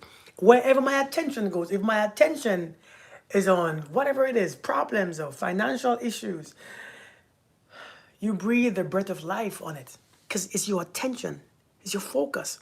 You give the breath of life to it. You bring the breath of life to that situation. And whatever you see, life is not personal, meaning life is neutral. It's objective. Right? That's what life is. It's objective. And so it doesn't matter which one you choose. But if you give energy to it, it grows. Like I always say, if you plant a seed of a tomato, or you plant a poison seed of any plant, they grow at the same pace based on their nature. But it grows because you planted it. Creation is form. I like that too. I like that creation is form. Wherever my attention goes, creation is form. I like that. I want God to bless you for me. That's kind of you. That's very kind of you. That's a blessing. Thank you so much. I appreciate that. I appreciate that. That's a very kind blessing. I accept. I accept. He already has. If I was hectic, I cry. I cry, but luckily I am here breathing. Good, good. Hey, Kiona, long time to see. Hey, Beth. Long time no see, Beth. In church, they say to remain neutral. Yeah. Man, listen, life is neutral. This is why we have to choose what we want. Let me tell you how to choose. Let me tell you how to desire something. Let me just go here and then I'm going to be done. Many times, we don't know how to get what we want because we don't know how to desire it. We don't know how to desire it. Are you still here? Yeah, but I haven't seen you in my life, so have I? Or have I been distracted? But it's good to see you, though. It's good to see people who always come here. It's good to see you guys, man. By the way, yes, thank you for coming here. Wait, what the heck was I just saying? I forgot where I was. Where was I just now? Jeez. I'll be forgetting quick. I'll receive it. Hey, Holy Spirit, how you doing? Good to see you. Good to see you. I love your name, by the way, Holy Spirit. Desire. Thank you, Mercedes. Thank you. There is a way to desire something. The reason why and let me tell you why in that, how to get what you want. And this is why we can't have healing. We can't have financial prosperity. We can't have health. We can't get rid of that disease or that illness. We can't get rid of it because you don't know how to desire something. Ain't that crazy? Thank you, Shakina. Thank you so much. Ain't that crazy that we don't know how to ask or to desire something? We don't know how to ask for what we want. Now, as adults, I think we think that we know how to because we want to say, hey, can I have? And you believe when it comes to a spiritual asking, you think that's how you do it. No, that's how you do it when it comes to your family or people or friends or strangers. You ask with words. But in the spirit realm, there's no words. Some of you will be praying over and over and over. That's why Christ said, hey, stop being repetitious about your stuff. Like, geez, says the Spirit knows exactly what you want. Right? The Father knows exactly what you desire before you even say it. It's not about you asking. I don't know why we have to ask. Right? Because many of us don't know how to desire. You have too many desires? Tap on the screen first, though.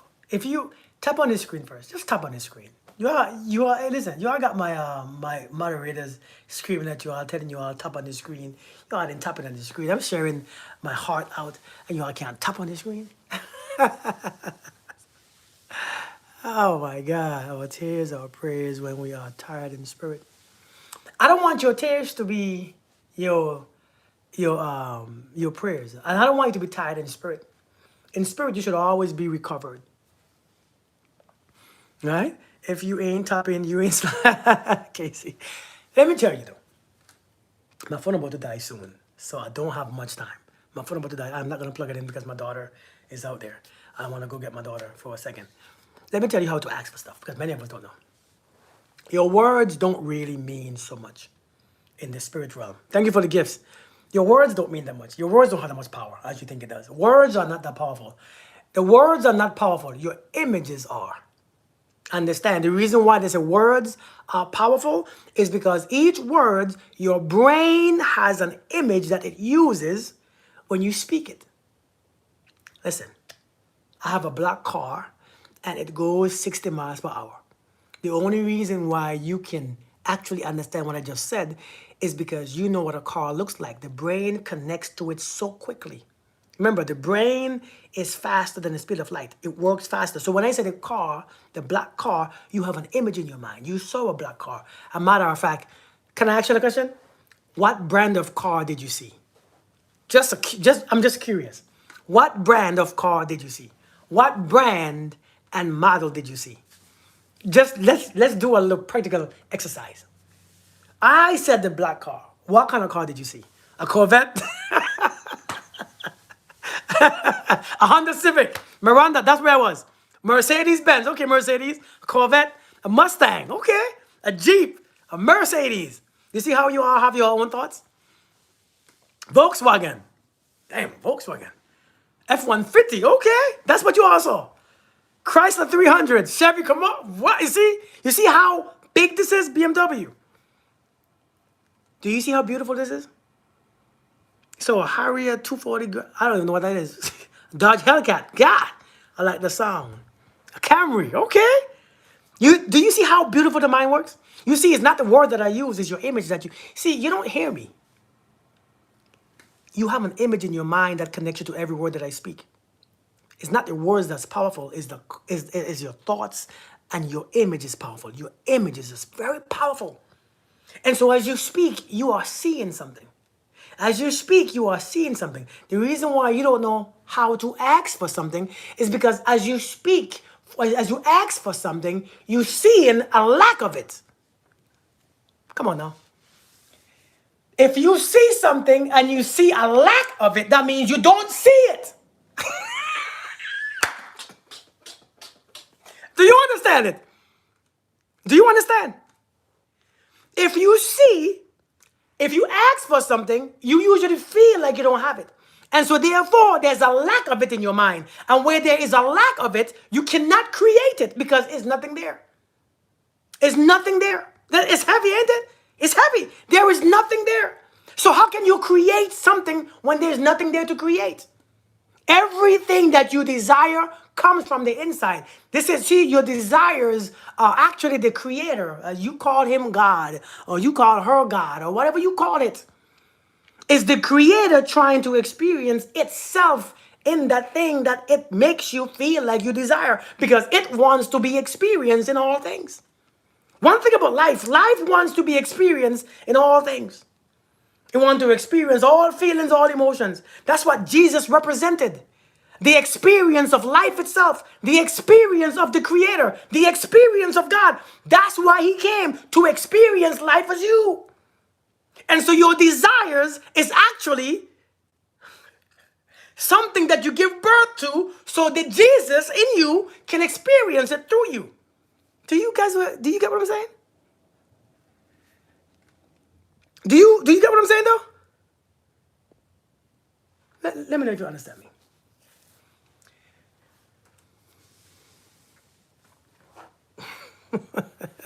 Good, good. So now, here's what we need to learn to do. The way to desire stuff, the way to desire whatever you desire, is to see it like it's already there. Stop stop acting like it's not there. And you acting like it's not there because you anxious. What's up, DL? How you doing, brother? How you doing, Griffin? And let me tell you, you can't trick your body either, because you can't lie to it. You can't lie to me. You can't lie. You can lie to people, but you can't lie to yourself. Because oftentimes, when you see lack, your body goes, right? When you see lack, you begin to get tense, right? When you see lack, you begin to have doubts. When you see lack, you begin to become anxious. When you see lack, you cannot trick your body, because I don't know who you're lying to, because you can't lie to me. As a matter of fact, you can, but you can't lie to you. You can't lie to your body. Your body will always be the truth. Your body will always bring you back to a reality. If I have faith, why am I feeling so tense? If I have faith, why am I feeling so scared? If I have faith, why am I acting funny? Why is my breath change if I have faith? Why am I not relaxed? Why ain't my body relaxed? If I have faith, why my breath don't happen? Why is my breath, right? If I have faith, why am I losing control over my body? And so understand, if you expect something, you bring it to you. And most of the time when you ask for something, you expect what you see in your mind, poverty. You expect poverty. You expect sickness. And when you expect those things, your body begin to show it. And you begin to resist it. And when you begin to resist it, since you think about it all the time, since you feel it, it's the strongest feeling, you get it. Right? Because you resist something else. What you resist is poverty. When you resist poverty, you attract it. Your body will always tell on you. Your body gives you away every single time. Your body gives you away every single time. What experience do I want to give to the Creator with my life? Indeed. Your body give up, because your body tells the truth. Thinking my teeth. I'm telling you, your body tells the truth. And so when you say, God bless me, or God brings me, God is providing, but you feel scared and you feel anxious, He's providing more anxiety. Remember, God is neutral. I think God knows your heart. We're not talking about your heart. We're talking about discipline. See, your heart is irrelevant. Everybody has one. The dogs have one. The cats have one. Every human has one. It's not about your heart. It's what you practice doing. It's called discipline. God knows your heart is irrelevant. Can you listen? If God knows my heart, and I go and play some games in the casino, whether God knows my heart or not, if I play the wrong cards, I lose. True or false? True or false? Whether God knows my heart or not, if I play the wrong cards, do I win? Greetings from Gambia. How we doing? If I do the wrong things, do I win? No, I don't. I don't care how much God. I don't win. I lose. I lose every single time. So some of you getting frustrated because you think that I'm a good person. Why do I keep? Why do I keep? Because you being a good person is not all life. The universe don't look at you as a good person. The universe recognizes your vibration. It's not you being a good person is you judging yourself based on someone else who's trash. Yeah. Hey, hey. Hey, listen, like when you go to the gym and you see someone in the gym who is 600 pounds and you are 350 pounds, but you feel better, you feel more healthy because you are comparing yourself off of somebody who's 600 pounds, so you feel better. Right? I ain't that bad. And that's what we do. To be a good person is you comparing yourself to someone who's trash. Somebody said, but I do all the right things. You're supposed to do all the right things. Doesn't make you good. Somebody abide by all the laws of this land. So just because I don't speed, I don't go over the speed limit, I don't hit nobody, I don't do anything, am I a good person? Do we want to go into the comment? No, we don't want to go there. We don't. We don't want to go there, do we? We don't want to go there. So I won't make us go there. I know we don't want to go there. Just because I don't speed, and I don't hit nobody, and I don't drive crazy, and I don't take nobody's life, am I a good person? No. It means I'm abiding by the rules, but after a while, the commandments or the rules, it's not what we live by anymore because we're already past that stage. You're not a good man or a good woman because you don't do something that's wrong. Yeah, I'm not a kid because sometimes because you're scared.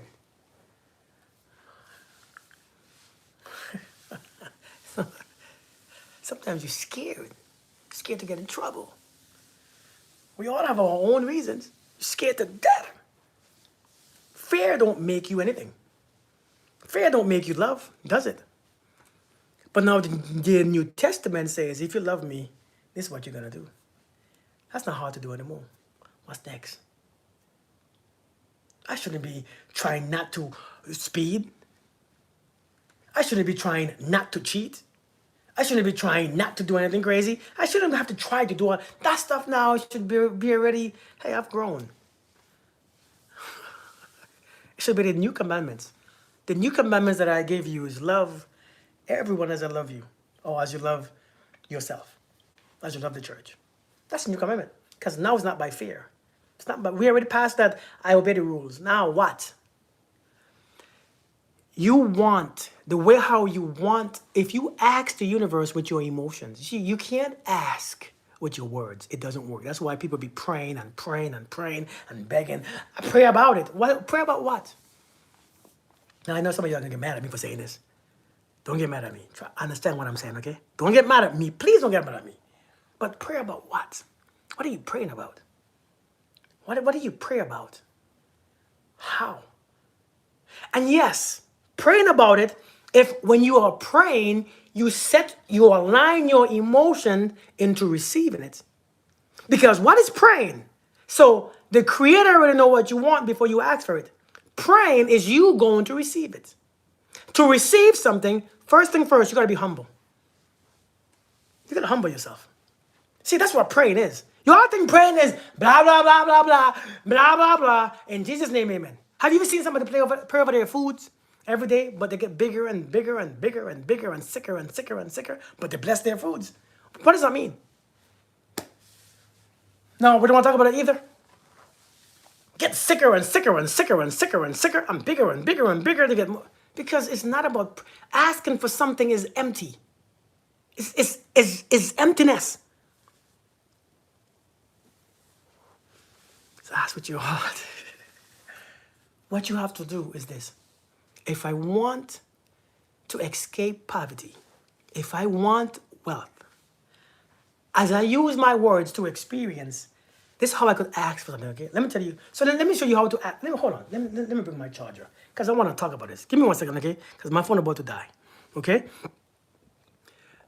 Somebody says, can you shut the F up? But you're still here, but you're still here listening. Still, so stay there, okay? Stay there. Stay there.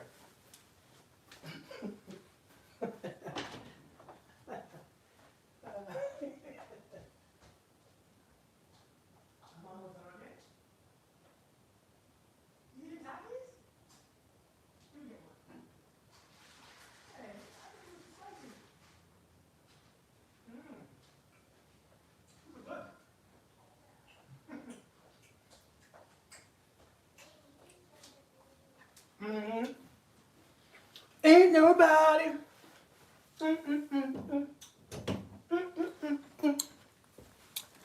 Somebody just shut the F up, and they're still there. I think the person is slow. All right, where was I? Y'all remember? Hot quarter, how you doing? Thank you, Shakina. Thank you so much. Where was I? You remember where I was? I think Miranda is stuck on TikTok. She ain't over on YouTube.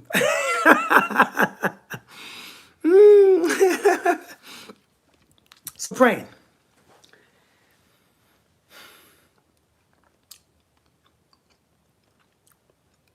The Bible says if you pray for something and ask for something, you got to believe that you're going to receive it.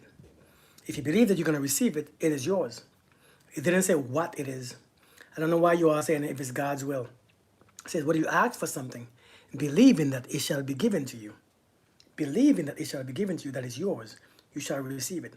It didn't say what type of cars, what type of homes, it didn't say anything, any specific type, any specific things. It didn't give you limits.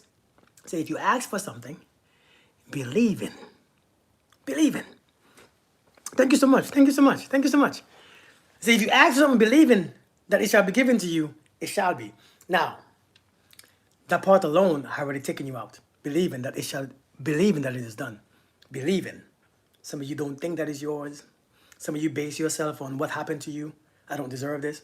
What you did in the past, what you had in the past, what came to you in the past, and based on that, you can't realize, you can't let the past go. So based on the past is what you think that your present is. So based on what I've been through, based on what I had before, this is why he says, go in your closet. But the Bible says, when you pray, go in your closet. And the way how the mystics who wrote the Bible, the way how the mystics who wrote the Bible, the way how they broke it down, the average person cannot understand it. I'm average, by the way. I just studied it. I'm average. I'm an average person. The way how the mystics, hey, Yamina, the way how the mystics broke down the Bible, if you haven't really go into that place, you're not going to get it. Because it just don't make sense. Especially in the physical sense. Especially when you speak, when you read, go in your closet and shut the door. And so because we cannot imagine what that means, what you mean go in my closet in my house? Shut the door? It means going in your closet means you go inside of your mind and your body and shut your doors. Close your eyes. Cut everything off. Closet. Go in your private space that nobody can see you or hear you. Shut everything off. Close your eyes. Shut everybody out. Ears. No distractions. Right? Because these are the gates. Right? These are the gates to your soul. Everything. Every one of your senses could strike all memories. Every one of your senses could connect to your memory. connect to trauma, connect to your past. Because one thing that the senses do, it puts you back in the past, your senses. If you smell apple pie, ooh, I remember when I had some apple pie. If you smell McDonald's, ooh, my last time I had some. Ooh, I want some. Your senses, if you hear somebody say something, it brings triggers. Oh, that's my mom who said that. Because everything that your senses bring is past experiences. And so when it says go in your closet, it means shut everything down. What you do now is breathe. Back to the breath. Go back into the breath. Focus on the breath and the body. And that will help you shut everything off. When you put your awareness on your breath and your body, everything gets shut off. If you take 5 deep breaths and focus on the breath itself, you realize that your mind become blank. Go ahead and try it. As a matter of fact, take 3 deep breaths, focusing your awareness on the breath itself and looking at your body come out and comes in. You realize that your mind goes silent. Go ahead and try it. Try it.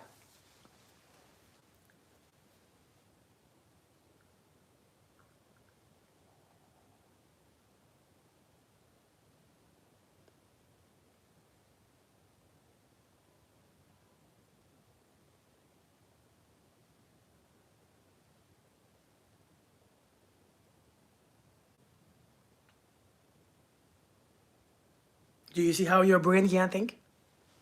Do you see how your brain brings you nothing? You see how your brain is shut up? You see how your brain just because you went back inside. What you have done, you have cut off connections from every external source.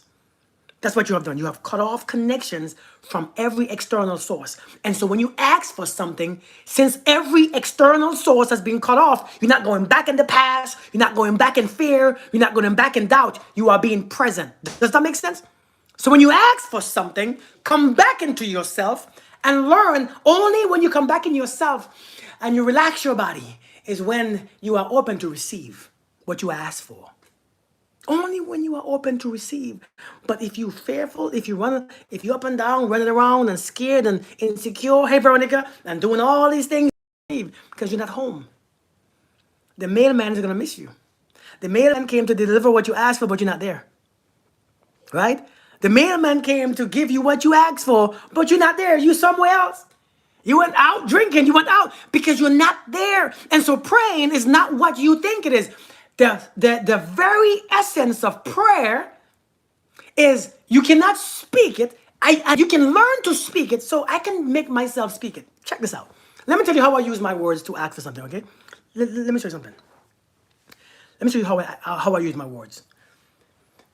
If I want, let's say, my rent paid, I'm not going to say, God, I just want you to pay my rent. I'm asking to come pay my rent.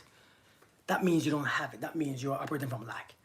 What you're going to do, you're going to relax yourself, cut yourself off from your fear, relax your body. And you're going to say, you know what? I'm so thankful and extremely grateful that my rent is paid. I am extremely grateful that my children have somewhere to live. We share a space of love. I am so extremely grateful that everything I desire is in my home. My home is mine and I'm happy to experience it. My husband, my wife, my kids, we have created love into it and I'm so thankful for this experience of this home because this home allows us to thrive as a family. This home allows us to... That, when you begin to speak like this, now you begin to transform your own doubts into feeling gratitude. If a person becomes grateful, she or he has opened up the source. And so when you feel something and you can visualize it because you're now using your words to create a picture of you having your home and your bills paid. You are using your words to adjust your mind. You are using your words to adjust your mind and then your mind adjusts your feelings. And your feelings adjust your ability to relax and to open up. So when you can do that, all right, Tony, when you are doing that now, what you are doing now is operating on faith because your body's going to feel relaxed, your body's going to feel open, and so your body expects it to be done. See, once your body expects it to be done, it will be done. But if you're still anxious and you're still tense, you are expecting it not to be done. And so therefore, faith becomes expectancy. That's what faith is. Expectancy. That means whatever I feel is what I expect. And if I am tense, I expect lack. I expect failure. I expect nothing. If I am free and relaxed, I expect success. Your body speaks. Hey, Patty, how you doing? Your body speaks. Your body speaks. Your body speaks a whole language to the universe. Your body speaks directly to God. You don't want to know that? Your body is alive.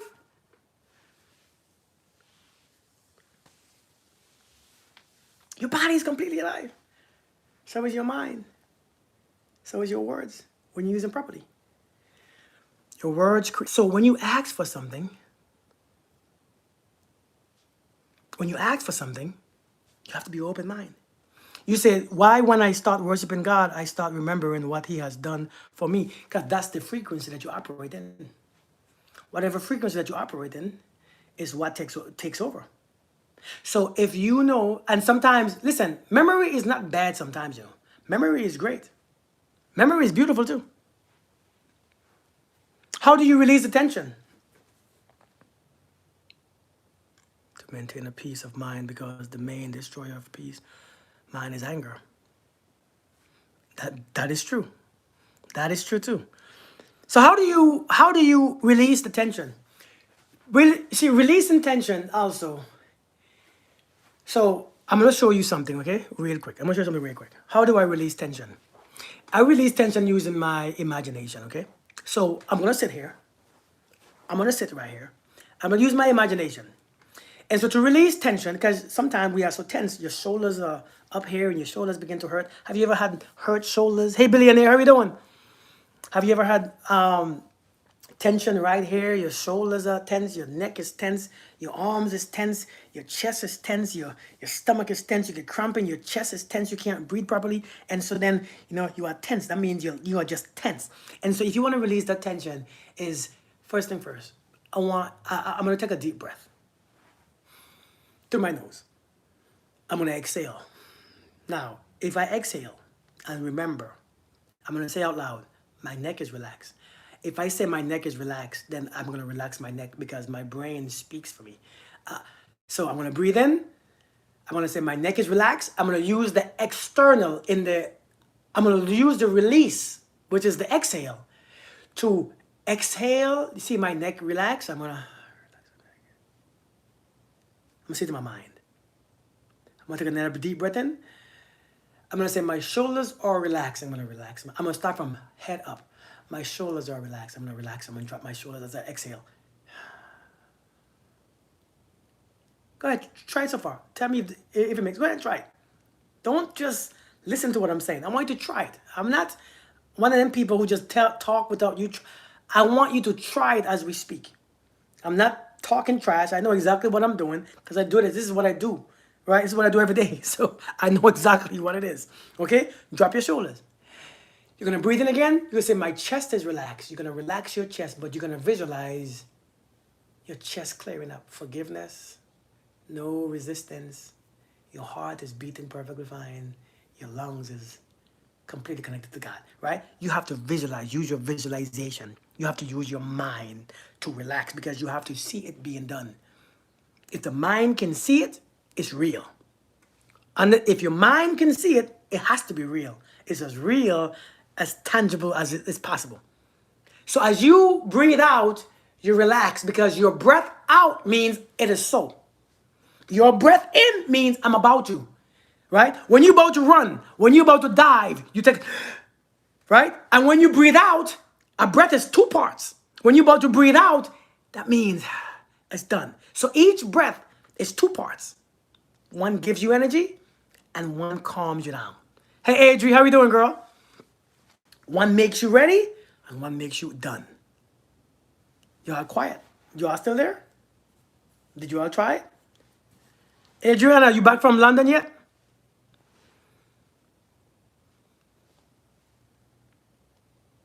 You have problem visualizing? No, you don't.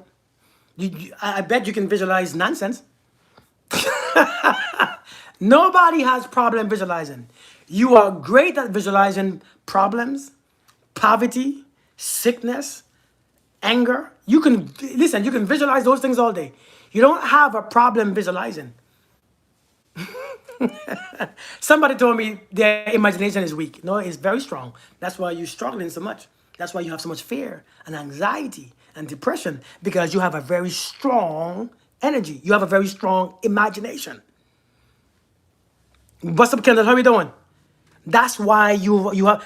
Listen, I'm being honest. This is not me throwing shade. I don't, not on here. I know for a fact your imagination is strong. That's why we can always pick up anger and resentment and, you know, anxiety. You know how strong your imagination is to be anxious? You know how strong your imagination is to be depressed? I don't understand. You know how, listen, I know, I get it. Yeah, I think I don't know what it is. You know how strong your imagination gotta be to be depressed? To see some shit happening from years ago and yesterday, and you see it and it controls you. Remember, what you see has an effect on what you do, how you feel. What you see and how you feel are connected.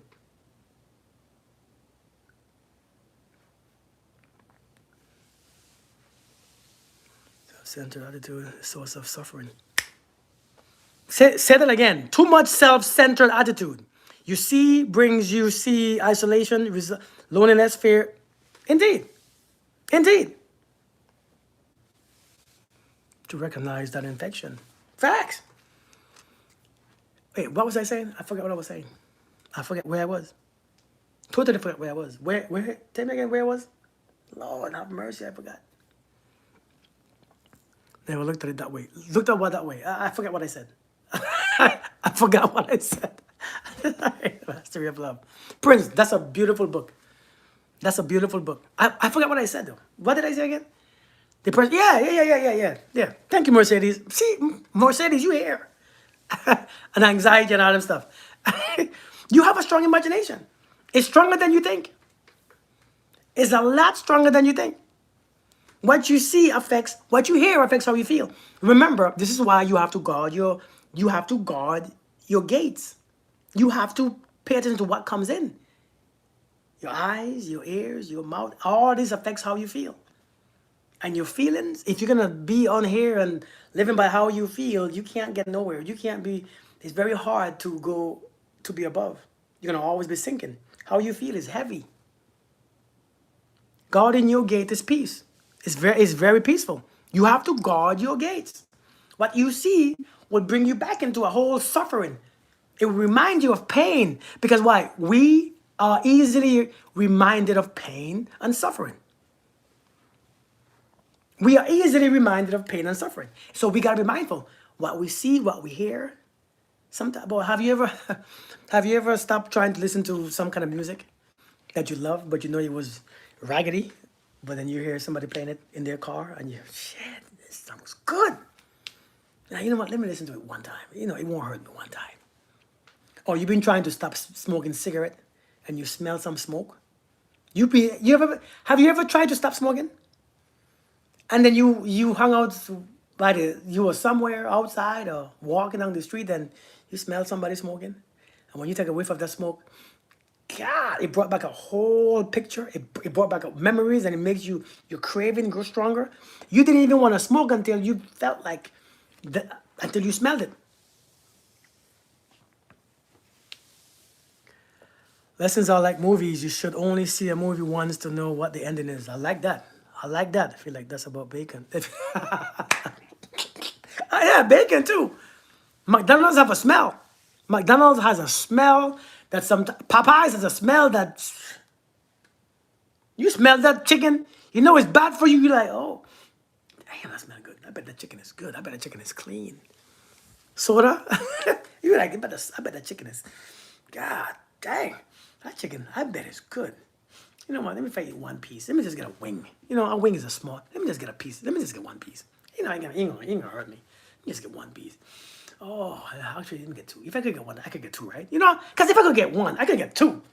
I mean, it can't be. You know what I mean? If I could get one, let me get a two. Let me get a 3-piece. Sir, can I help you? Yeah, let me get a 2 or 3 piece. 3. How much you want? 2. 3. Shit, how much is a bucket? What? I'm sorry. What comes with the bucket? Because I think my kids are gonna want some too. What comes in a bucket? How many pieces? 8. Let me get an 8 pieces. Shit. You went. Hey, you went from 1 to 8 because once you open the door, it's a wrap. You can't shut it. Once you open the door, it's like, oh shoot! I wish I didn't. The chicken is clean. I'm telling you, once you crack that door open, oh, because memory takes over. Once memory takes over, now you have to use pure strength, pure control. And we ain't got that. Many of us ain't got that at all. Boy, you gotta use pure brute strength, brute force. So hey, listen, you have to guard your senses. You have to guard your senses, man. The stomach gumbles. You have to guard your senses. I think it's something that we don't really do. Because we don't really see how powerful it is. But listen, man, when you ask for something, you have to, number one, you have to know that even you are capable of having it. Even you. Nobody like you. You are capable of having it. Right? You have to know that. Yeah. And number 2, you have to ask in a way that you already have it. And number 3, you have to feel like it's already done. This is why you have to feel like it is done. You have to feel. You know, when Christ went on the cross, when he died and he gave up his life, his spirit, he says it is done. And I think that marked everything else. That ended everything. But if you want to go back like it's not done, that's on you. And I'm not saying this in a way that it is done, but you don't have it, but you feel, well, he said it's done. And that you can't lie to yourself, you know. I mean, you can try, but it doesn't work because you are known by your fruits. If you know something is done, you should see it. It has to bear fruit. It has to bear roots. Everything will bear roots. Everything will take roots. Everything will take roots. Some of you see the roots on the tree growing up, but you don't want to believe that it took roots. Some of you see the tree all day, but you don't want to believe. You still believe in something else. You see the tree right there. Every time you go outside, you have the leaves are falling on you. The fruits are knocking you on your head when you walk outside. The branches are all in your face. All in your face. Somebody said Kevin Hart head ass. Is that a bad thing? Kevin Hart head ass. Is his heart, his head, or his ass? Like, choose one, brother. Choose one. Kevin, is that a bad thing to look like Kevin Hart? I thought he's a good-looking guy. I mean, he's not a good-looking guy. Hey, when you try to disrespect somebody, please don't waste your time because it might just fall back on you. I think people gotta learn. People don't understand. When you give somebody something and they don't receive it, it stays yours. When you give somebody something and they don't take it or accept it, you gotta keep it. And so, do you want to give? Is that something that you want to give? You know what I'm saying? Like, do you really want to give that? Especially when you meet somebody like me who don't take it. Like, it's not what you want to be stuck with.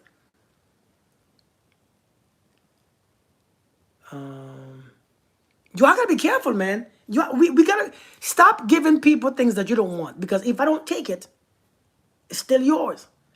And if it's still yours and it's meant to be bad for me, then it's bad for you.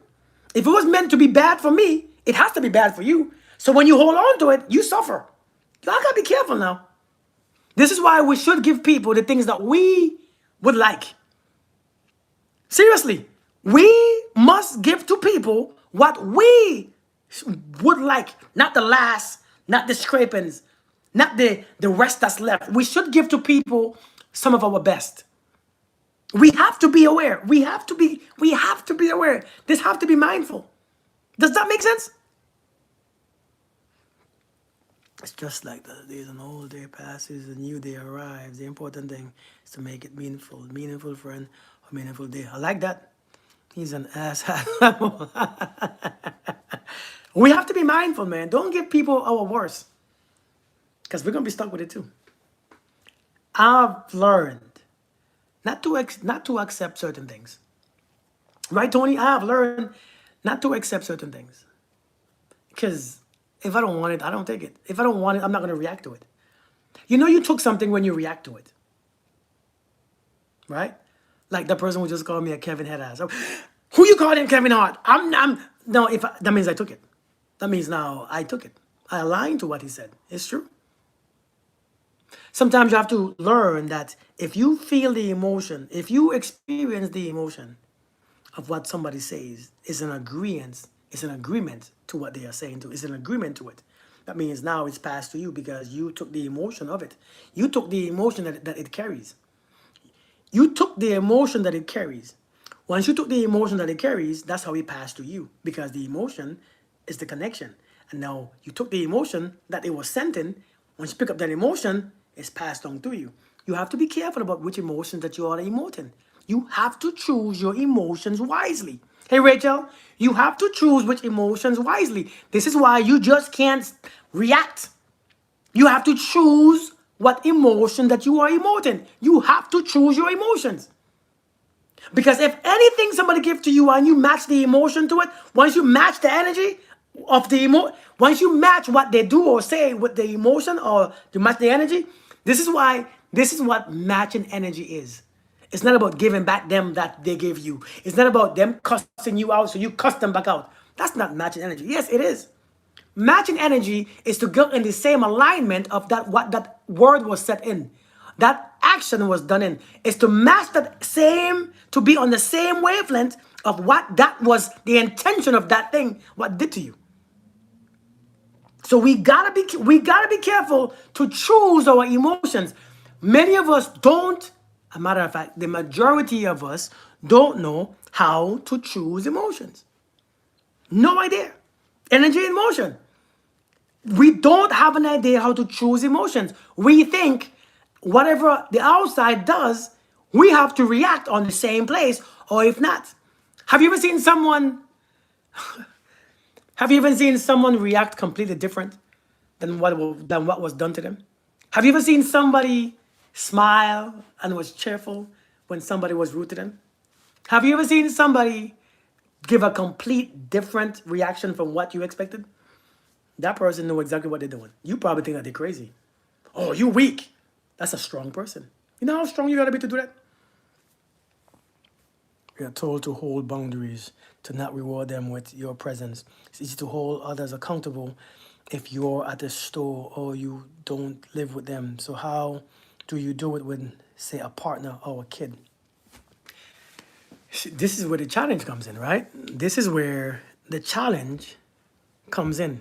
So we are told to hold boundaries, to not reward them with your presence. It's easy to hold others accountable if you're at the store, if you don't live with them. How do you do it with, say, a partner or a kid? You know, sometimes when a person, listen, some people will not respect your boundaries.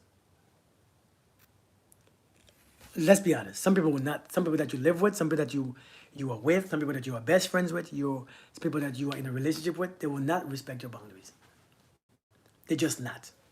Their egos are too big. They don't respect you. They don't like you like that. They don't love you. They don't respect themselves. They don't have no clue. They're not conscious. They're not aware.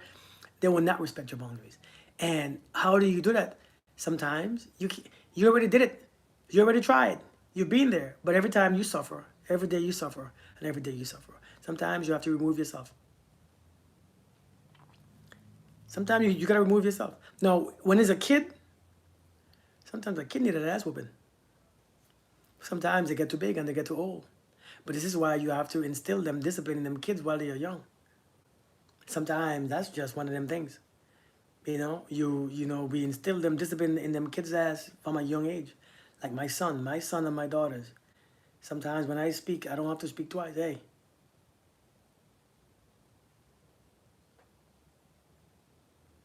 That's all you see. And yes, there's a little bit of fear there. You fear me. I want to be fair there a little bit. Before you get in trouble, think about what you're gonna meet home. Yesterday, my son come home. True story. My son came home, and when he walked in the house, right? When he walked in the house, his head was down. I said, "What happened? You got in trouble?" He said, "No." I said, "Well, then why you look so sad?" He said, somebody was talking about mama." I said, so why did that make you sad? He said, I don't like what they said. And I was about to. I said, good that you didn't punch them. Because if you punch them, or if you hit them because they speak something, when you come home to me, it's going to be problems. So you got to choose your battle. I said, listen, my daughter was there too. Because she said, but you don't know what they said. I said, I don't want to know what they said. Daddy, I want to tell you what they said. I said, I don't care what they said. I said, where's your mom? She's at work. Exactly. She's still getting paid. I said, son, people are going to speak. It's their mouths. But if in their speaking, it's going to stop you from getting your money or your education, I'm going to punish you. If you let people's words stop you from getting your money or your education, I'm going to spank you. I am going to punish you. I said, because people will speak. I said, and son, it never stops.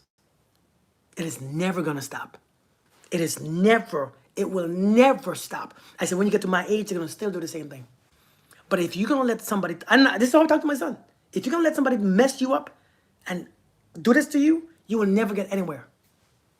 I said, you will never be anything. Because people have the right to express themselves in words. I said, did they touch your mom? No, but you don't know what they said. I said, I don't want to know what they said, son. It doesn't matter what they said. I said, where's your mom? She's at work. Then nothing happened to her. I said, nothing happened to her. Let people speak. You can't. I said, so I told my daughter, I said, even if you punch them in their mouth, you can't stop them from thinking it. Did it change anything? Either they speak it out or they think it out loud. It's still thinking. It still perceive you with the same thing. It still have their opinion. So it doesn't mean anything. I said, but if you don't learn that now, you're going to be a useless young man. Seriously. I said, you're going to be a useless boy. You're going to be a useless man if everything somebody said gets to you. You're going to be useless. He put his head down. He said, okay. I said, so don't let me come home. Don't you ever let me get a call from school telling me. Right, Beth? I said, seriously, I said, don't you ever let me get a call from school saying that somebody said something to you and you punch them. I promise you, when you come home to me, it's different because I'm the stay-at-home dad. It's different. When you come home to me, it's life. This is your reality. Don't play with me. Because if something's stopping you, if someone gets you expelled or I'm the one that you got to deal with. You lost twice. Okay, Daddy. I said, let people talk. Last week, 2 weeks ago, somebody said something about his sister. My son is this short. My son reaches like my navel, and I'm short. My son is this short. My daughter is a lot taller than my son. Somebody said something about his sister, my daughter. And the boy wanted to fight. I said, listen, did they touch your sister? No. Then don't worry about it. Don't worry about it. He said, but he talked stuff about my sister. I don't care what they say. He didn't touch her. Now, if he touched her, I mean, by all means, do what you do. Right? Listen, if he touched her, shit. He caused that to himself. But if he ain't touch her, leave it alone. Let them people talk in peace. It's their mouth. The words are only affecting them. That's to show them the type. I don't know, man. You know what he told me what. They're in sixth grade, and I never knew. When I was in sixth grade, there's certain things we didn't say because we didn't know it existed. In sixth grade, I didn't know anything about sex. Maybe you all did. Maybe you all was fast. In sixth grade, the boy told my son, and out loud, he said, your daddy should have pulled out. Sixth grade. I said, what? How he know what that means? How he know about what that means? What? He said that? Damn. This is what people in sixth grade. I never knew what that meant until I became a man and I couldn't pull out. Miranda, I learned pulling out when I couldn't pull out. And somebody said, man, you should have pulled out. What does that mean? You should have, when you went right before you should have pulled out. Oh. That's what pulling out mean? Man, you all think I didn't know what that was. But to be in sixth grade knowing that, what the hell are you all doing? What are we doing? Mess me up. And then I asked my wife. I said, how he knew what that meant. I didn't want to ask. I said, you know what? I ain't gonna ask you. Maybe you were saying stuff. Maybe that. You know what? Let me not. Let me leave this alone because I don't know what the hell you all be hearing. I never heard that when I was growing up. I'm telling you, I don't know. I don't know. It's crazy, man. I don't even want to know. But yeah, man. But we have to learn, man. You see, what I have learned, what I have learned is that once you set your intention, whether your intention is health, healing, wealth, whatever it is, don't let words get to you. Don't let anything get to you. Don't let anything switches your vibration because now you give somebody power. You give somebody power to what you get and what you receive. We don't have the luxury. We don't have the luxury. We don't have the luxury of having somebody control our destiny. Hey, same to you. Thank you, Up Drag. Thank you so much. I appreciate it. Hey, Empress. We don't have the luxury of walking around, having to fight and argue and fuss. I said, I don't even want. I'm telling you, we don't have the luxury of going around here being offended. Do you know we don't have the luxury? But you all be offended. We want to be offended when somebody don't speak to us, when somebody don't give us this, when somebody don't call us at this time, right? When somebody don't text us back this, we want to feel offended. Your offended is slowing you down. You feel. This is why I said, people say, Kirk, you know what I've been told. I have been told on this journey that I've been on, being intentional. It's like you have no feelings. You know how many times I heard that? It's like you have no feelings. It's like you're not. We humans, you act like you're not a human. You know what a human is? A human is God, just like, and a human has God in it. The hell do you think a human is? A human has self-control, self-respect, understanding, intelligence. A human, what do you think a human is? A human is not the lowest form of life, it's the highest. The human being comes with God.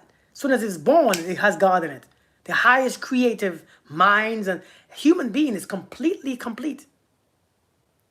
And so why do we act like we're not I'm just a human. You know what a human is? It's whatever you practice. So people say you don't have any emotions. I have emotions.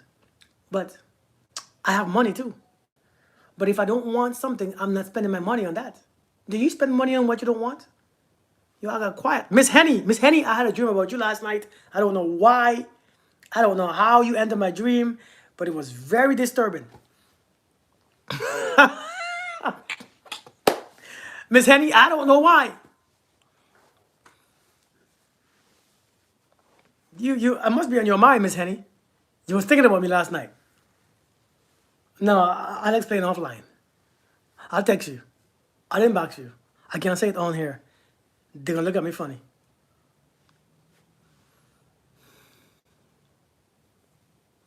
Do you know what a human is? I don't think we know what a human is. We think human beings are soft, weak. I think we are weak. I'm just a human. But when people tell me, Kirk, you seem like you have no emotions, and you seem like you're not a human, and I'm just a human. Some of us are just human. And I'm like, what does that even mean?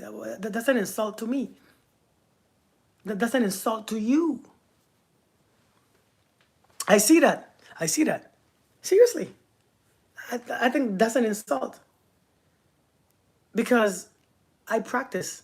I'm not gonna spend my money on nonsense. Just like I don't spend my emotions on crap. I don't spend my emotions. My emotion is my spiritual currency. So is yours. Indeed, Pierre. My emotions is the currency that I use to attract. It's my emotions. Emotion is what you use to exchange for something. Just like your money. Your money is your currency that you use to exchange for goods. It's the same thing. And so why buy or pay for something that I don't want? Because if I put on this emotion, I get that nonsense. I don't want that nonsense. If I use anger, I get this nonsense. I don't want that. Right? If I use fear, I get that crap. I don't want that. And so why do I have to match your words or your actions? You're already matching your action. Me and you are different. I'm not going to match that because I don't want that. I don't want to become like you. I don't want to become like you. If I begin to match your emotions, then I become just like you. Thank you, Sheila. Thank you so much. But emotions is spiritual currency. Emotions is what you exchange. If you feel angry, everything in life will bring you anger. Because that's what you are exchanging. You are exchanging your anger for something that aligns to your anger. Seriously. If I'm sad, I will begin to lose everything. I will lose this, lose that. Why? Because my sadness is the exchange. I'm paying before I get something. I will get according to what I spend. So I'm getting something. Life is always giving you something. Life is always giving you something. Life is always sending you something. So, but it sends you according to the emotions or the frequency that you are in.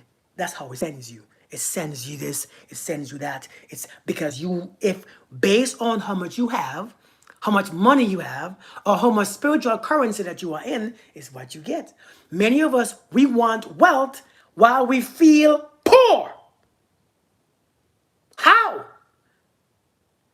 So you have poor ass emotions, but you want God to bless you with abundance. How?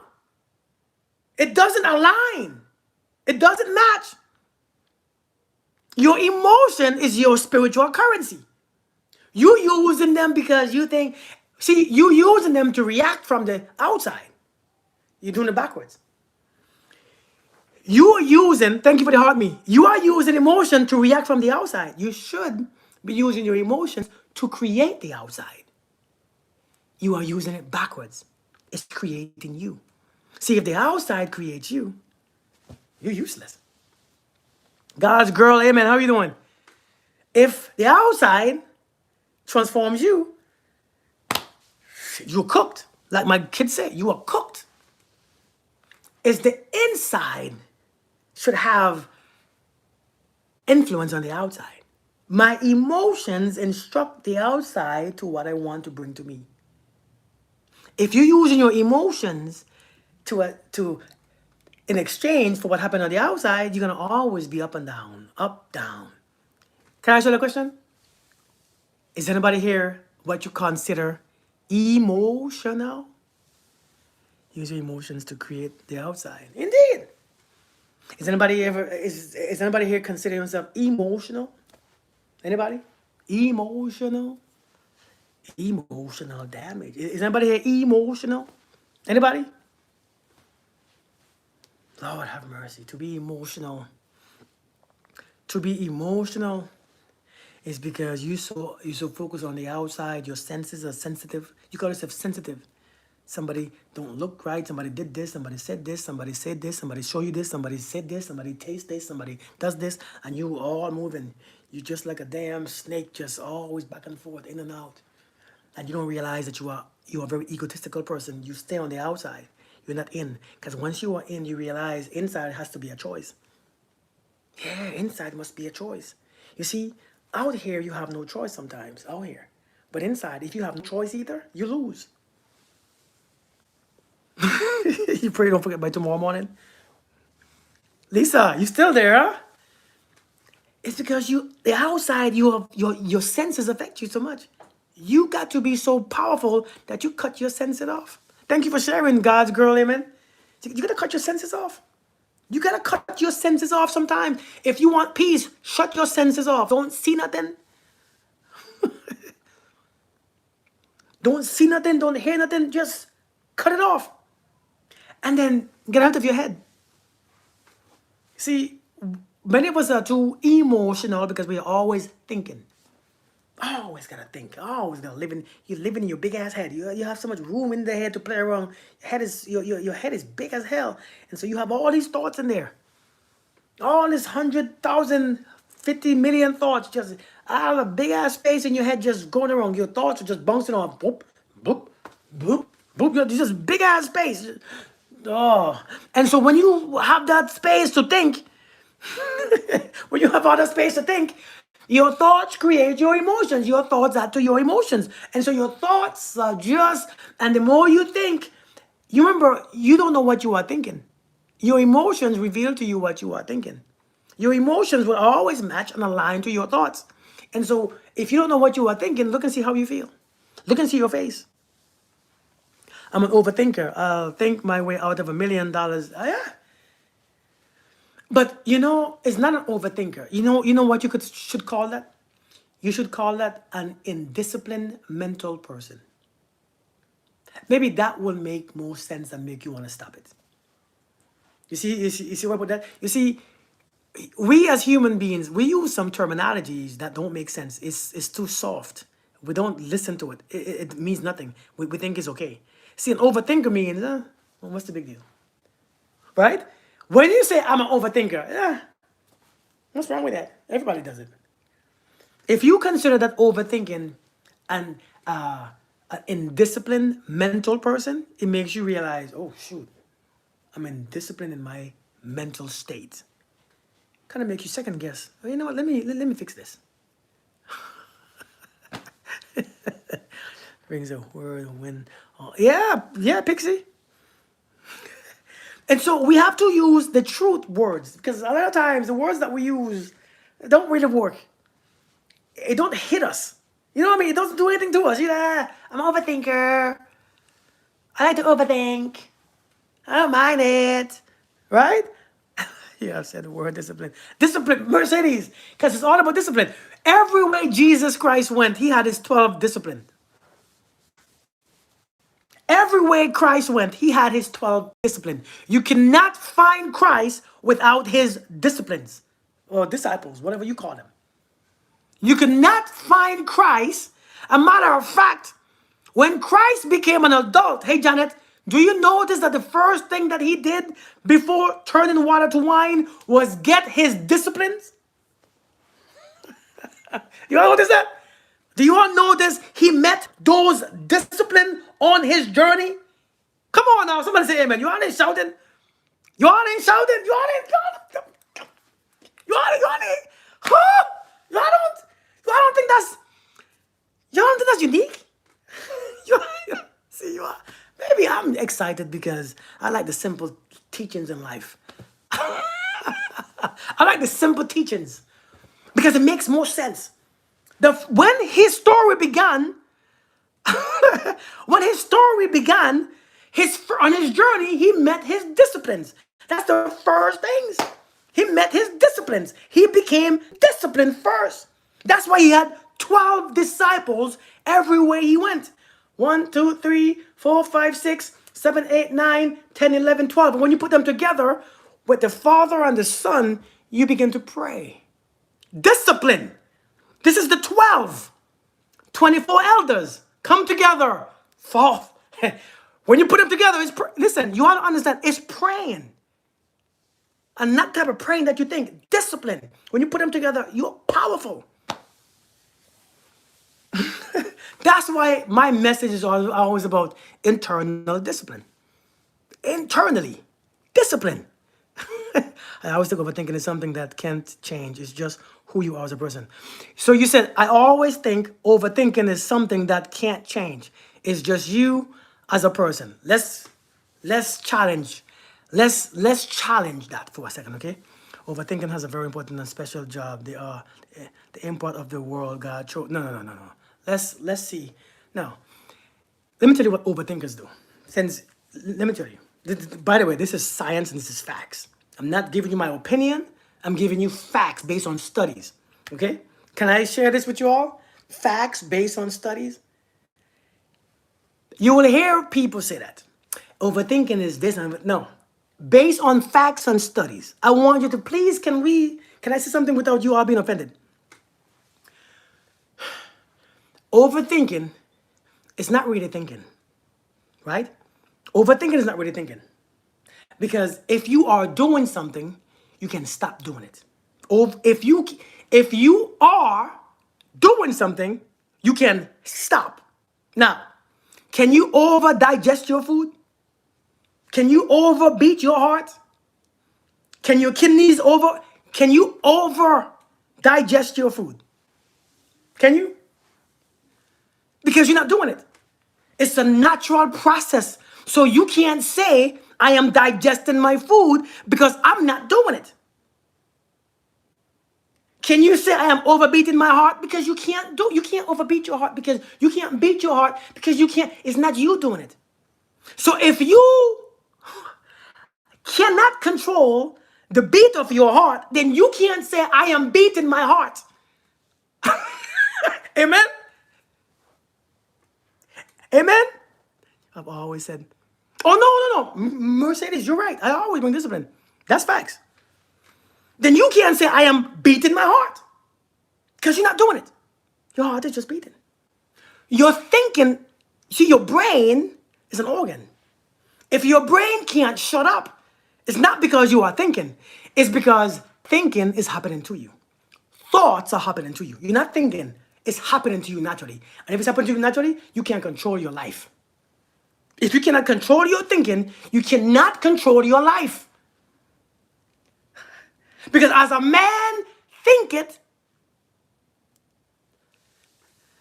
it's a message, isn't it? As a man thinketh, what happens? So is he. So is he. So now, because if your overthinking is all over the place, then you all over the place too.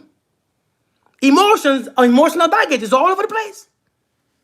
You all in your feelings, you all this, you all that, you can't rest. How is it a gift when you can't rest at night? When it's time to lay down and you can't sleep? Is a man who reads book, works, exercises, doesn't turn to drugs, alcohol, and parties, and works hard for his future a disciplined man? Most likely. But you know, we all have things. We all have our own things, but yeah, for the most part. Overthinking is not you thinking. Because if it was you thinking, you can think what you want to think. Hey, Kimberly. If overthinking was a thing, then you would control your thoughts. You would think about what you want to think about. But an overthinker, do you think about what you want to think about? Or do your mind just rumbles? As soon as you're about to go to sleep at night, you hear something comes on.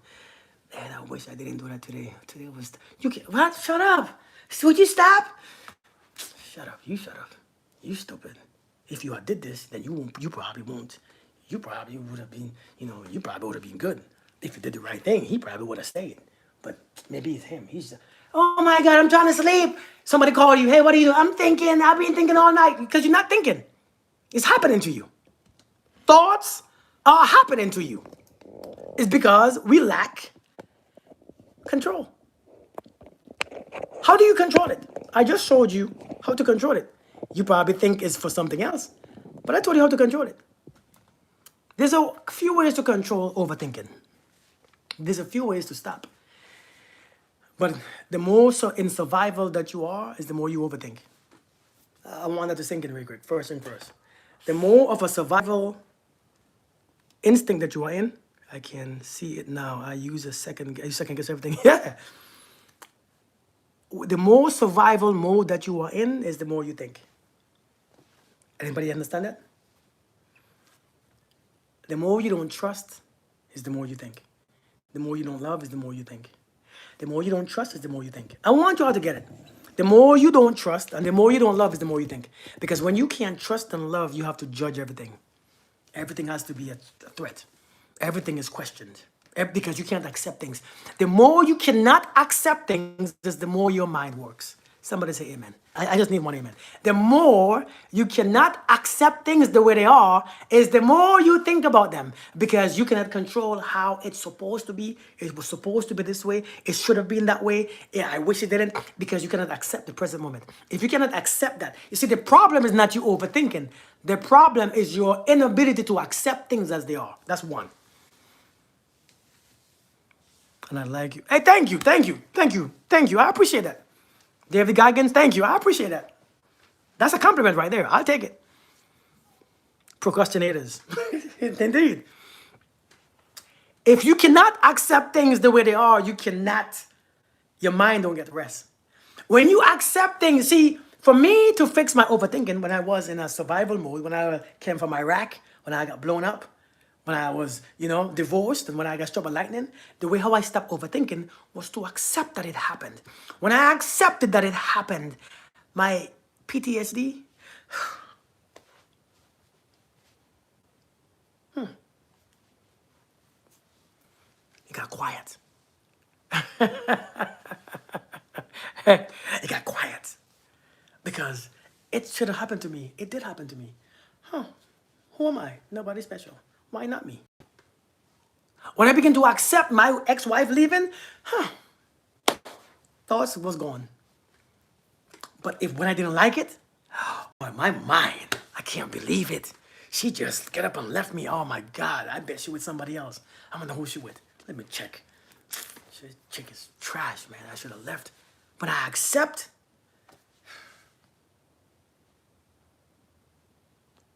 Quiet. When I accepted my past, my father wasn't there. When I accepted that, this present became very important. See, when I accept things as it was, my present became a gift. And so, it's not that you overthink. It's not that you have anxiety.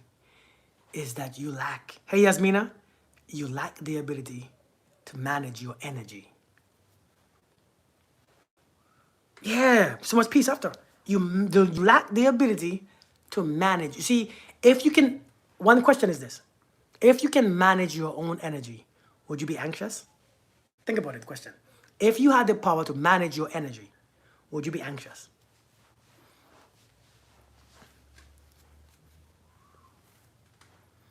Yeah, think about it. You probably won't be anxious. Why? Because you are managing it properly. It's a mismanagement of your energy. That's why you overthink. Mismanagement.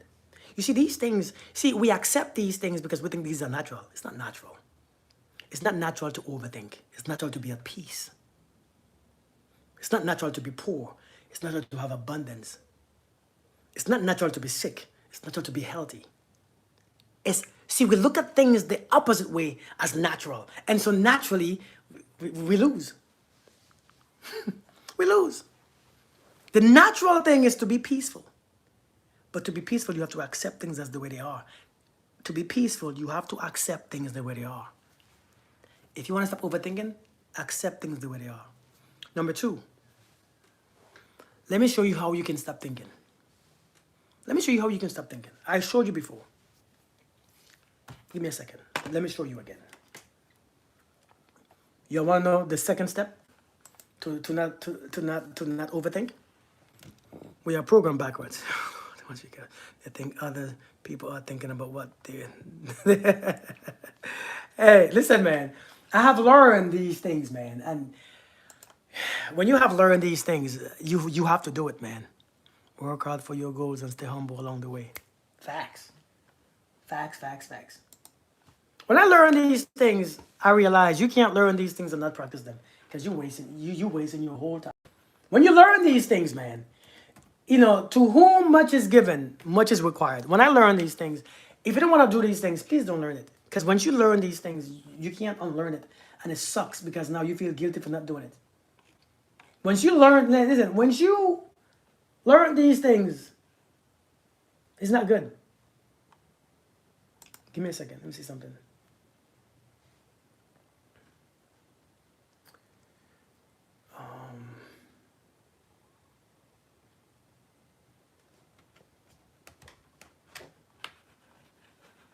It can even hold your pen or reading glasses.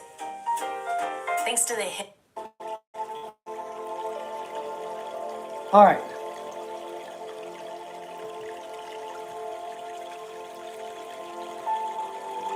What I want you to do,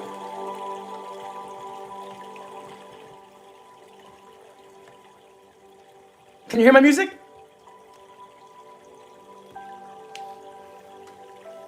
Can you hear my music? The Manny Captain, how you doing? You can hear it? All right, good. Good. All right, Now, how do you control your thoughts? You control your thoughts. Remember, your thoughts, number one. I think I'm staying on this live for too long, you know. Where does your thoughts come from? First, you must understand that question. Where does your thoughts come from? Where are your thoughts at?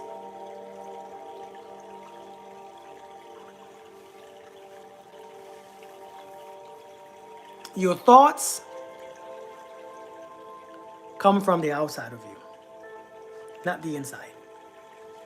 Your thoughts are not on the inside of your brain. Your thoughts are not the inside of your head. Your thoughts don't come from the inside. Hey, Miss Fabulous. Your thoughts come from the outside through your senses. What you smell can give you a thought. What you see can bring a thought to you. What you taste can bring a thought to you. What you touch can bring a thought to you. If you see nothing, smell nothing, touch nothing, taste nothing, you probably won't have a thought. Understand that? And so that means to stop thinking from the outside, you go on the inside. And we did this already, but let me do it again. Thank you, Gloria. Thank you so much. I want you to take 5 breaths. And as you take 5 breaths, I want you to follow each breath. Just follow the breath. And what that means by follow the breath, don't think too deep into it. As you begin to breathe in, as you begin to inhale, I want you to be aware that the breath is coming in. Stay with it. As you pause, become aware of the pause. And as you exhale, become aware of the breath going out. That's all I want you to do. Follow the breath. Wherever it goes, follow it. Wherever it goes in your body, follow it. Wherever it goes up, follow it. And when it goes out, just follow it. Just pay attention. Keep your mind or keep your awareness, not your mind, but your awareness on the breath. Do it 5 times. In doing that 5 times, you're going to take your time and breathe. We're not going nowhere. We're not running. We're not sprinting anywhere. We're not doing any work. All we are doing, we are taking our time because we are relaxed. Our bodies are relaxed. The more tensed you are is the more you think. That's lesson number 2. Do I get it? The more tense you are, your body goes in survival. The more tense you are, the more you think because you're not relaxed. In this time, we're going to take 5 or 10 deep breaths and you're going to relax your body. When you relax your body, I want you to pay attention to the amount of thoughts in your mind. Your own lesson for that you're going to learn. As you relax your body and breathe and follow the breath, I want you to see that you cannot do 2 at the same time. You could either think or you can breathe. Or you can either be aware of your thoughts or be aware of your breath. You cannot do both. It's impossible. The human mind is not multitask. Only women say that they are. You're not multitask. You can only be aware of one. You're going to realize, I'm going to give you some more information. When you begin to breathe, as you take about 3 or 4 deep breaths, you're going to forget what you are doing, and then your mind is going to bring a thought. A thought is going to come. When the thought comes, it means simply you have switched the awareness from your breath back to the outside. That's all it means. When you realize that, it's not a problem. All you have to do is be now focused back on your breath. That's all you gotta do. That's all you gotta do. While you are trying to breathe, being aware of your breath, what you are doing, you're shutting off the outside. Thank you, April. You are shutting off the outside. Sometimes it sneaks back in. When it sneaks back in, it's for you to be aware that it's coming back in. And when you become aware is when you're going to see your thoughts begin to start. When your thoughts begin to come, that means you shift back. Oh, damn, I lost focus. Shift back to your breath. Do we understand? Do we get it? It's pretty easy, right? It's not about you fighting yourself and being frustrated and being angry. You just, See it. Let me come back in. 10, let's go 10 deep breaths and see how much thoughts come to you. Okay? You are ready? Let's go. Begin.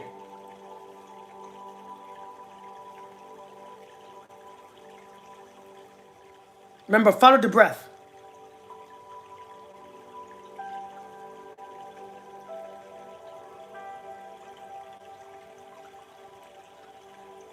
And keep your body relaxed.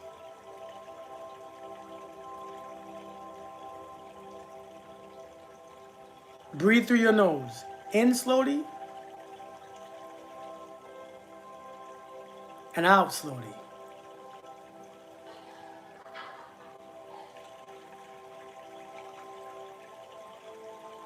Relax your shoulders.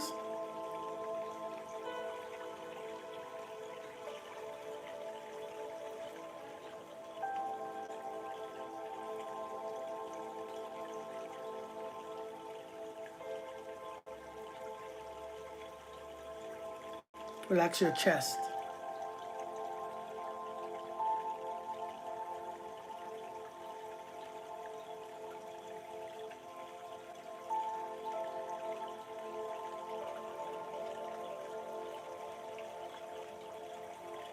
Tell your stomach to relax.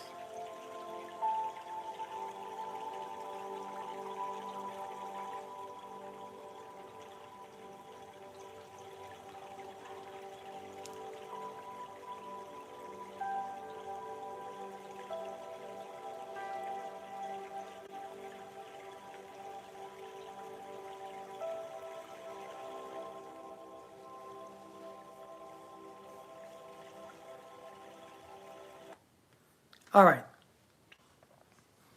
All right, all right, all right, all right, all right, all right, all right, all right, all right, all right, all right, all right. We good? How much thoughts come to you? If you're an overthinker, how many thoughts came to you? You called yourself an overthinker. How many thoughts came to your mind while doing that? Since you're an overthinker. Anybody care to answer? 3 thoughts, Chastity. And when the thoughts came to you, what did you do? You almost slept. One, she's prevailing. None, Mercedes, you see? You're not an overthinker as you think. Now I'm sleepy. Miranda. 6, Miss Henny. Back to the breath. One stuck in. Yep. I thought about where the breath was going in my body. Not as much as usual. None. Listen, these are techniques that you can use. No one is an overthinker. The more, let's bring it back to another lesson. Let's bring it back to another lesson. The more you are present, the more you are present is the less that you think. The more you are distant from yourself is the more you think. Because you are traveling. The knowledge let them pass and got deeper, relaxed. Yes. Yes. That's exactly what you do. Non-Gloria, the more you are present, the less that you think. You see, we have conditioned ourselves into not being present. You everywhere but you by way. You everywhere but here. Many of you are everywhere but here. Hey, Scorpion Queen, how you doing? Many of us are everywhere but here. We at work, we at school, we at this, we at that, and we never present. And if you cannot be present, you cannot relax because you're traveling. And so your mind is flowing. Your mind is all over the place. This is a lesson that we need to learn. I just gave you all about 3 techniques that you can use. I just gave you all about 3 techniques. Good, Anika, good. I just gave you about 3 or 4 techniques that you can use. Now it's on you. Now that you know. One thought in the form of a memory. Like I've said, thought is not random intrusive thoughts. It's either memories or research. Thank you for the gifts, April. Thank you so much. That's why it goes so deep. Because it's familiar. The more familiar it is the more we focus on it. Like those memories, right? The more familiar those memories are, is the more we believe them. And so the more we lose or we pay attention to them. So I just give you about 3 or 4 techniques. It's up to you to practice or not. I practiced. That's how I got to where I'm at. I practice, and I still practice. Some people don't want to practice. They think that they should just get it. It's hard. I should be here. No, you shouldn't. You should do it every day. When you learn to do it every day, you become addicted to it because you realize, I don't want my mind out there like that. I don't want my thoughts to be out there like that. And the more I think is the more I feel stuck, I feel this. Whatever you already feel, it multiplies. The more you spend time by yourself in silence or walk quickly in nature, to connect. Oh, what 3 techniques? You all, I'm done. Have a blessed, everything takes practice. Have a blessed evening. Let me go see about these kids because my other 2 kids just came home from school. So I hope that you guys are doing great. I hope you are doing amazing. I hope you feel better. I hope you can actually go to sleep tonight and practice those techniques. Be present, be aware, be there, and so that you can actually sleep. I put somebody to sleep once and they were like, how did you do it? Yeah, I ain't doing it again. I already showed you how to do it. This is your turn. You right there. You was there when I did it. My note is full. Oh, good. You were taking notes? Who else took notes? Like, you all be taking notes from these things? Who else took notes? Thank you so much, sweet. Thank you so much. Thank you. Oh, Jesse, you did? You did, Onika? Listen is the key. Quiet in your mind, yeah. I always do, Ratchabee. The entire time. Really got to see. I've been taking notes always. Oh, that's good. I took notes. Oh, wow. That's amazing. I know you all be taking notes. If I know that I always talk slowly, I have the gift. Good. Every live, Chesney? I think it was Miranda that said that she takes notes and she screen records. Miranda tell me she screen records. How I have healed. Wow, that's amazing. Let your life feel like water, your music like my yoga song. Yeah. Conscious quotes. Yeah, be blessed, man. I'll see you guys later. Thank you all for joining me. Thank you all for being here. Thank you all for the conversations, and thank you all for your awareness. Thank you all for your presence. I appreciate you guys. Oh, Kimberly, you too? You all be blessed, and I'll see you guys later, all right? Hey, by the way, on TikTok, hey, people on TikTok, hey, I have a new page on TikTok, and it's going to be only about finances, money, buying properties, buying homes, investing, and saving, all right? The page for that, I just started it. So please follow that page, okay? If you're on TikTok, please follow the page. The page is called Conscious Spending. My picture is on it. Conscious with a K, Spending. Spending. We're going to talk about money things and money that and money this, paying off houses, paying off loans, paying off this, saving, investment. We're going to talk about all those things, all right? I already started already. So I hope you follow me on that TikTok page. It's going to be good. I think it's going to be good. But it's going to only be about finances, okay? Only money. Whatever money brings is what we're going to talk about. So we're going to have different people. I'm going to talk, because I have seen some things. I've done some things in my life. I've made some mistakes financially, bad ones, good ones, right? All right, Miranda. Thank you so much for joining.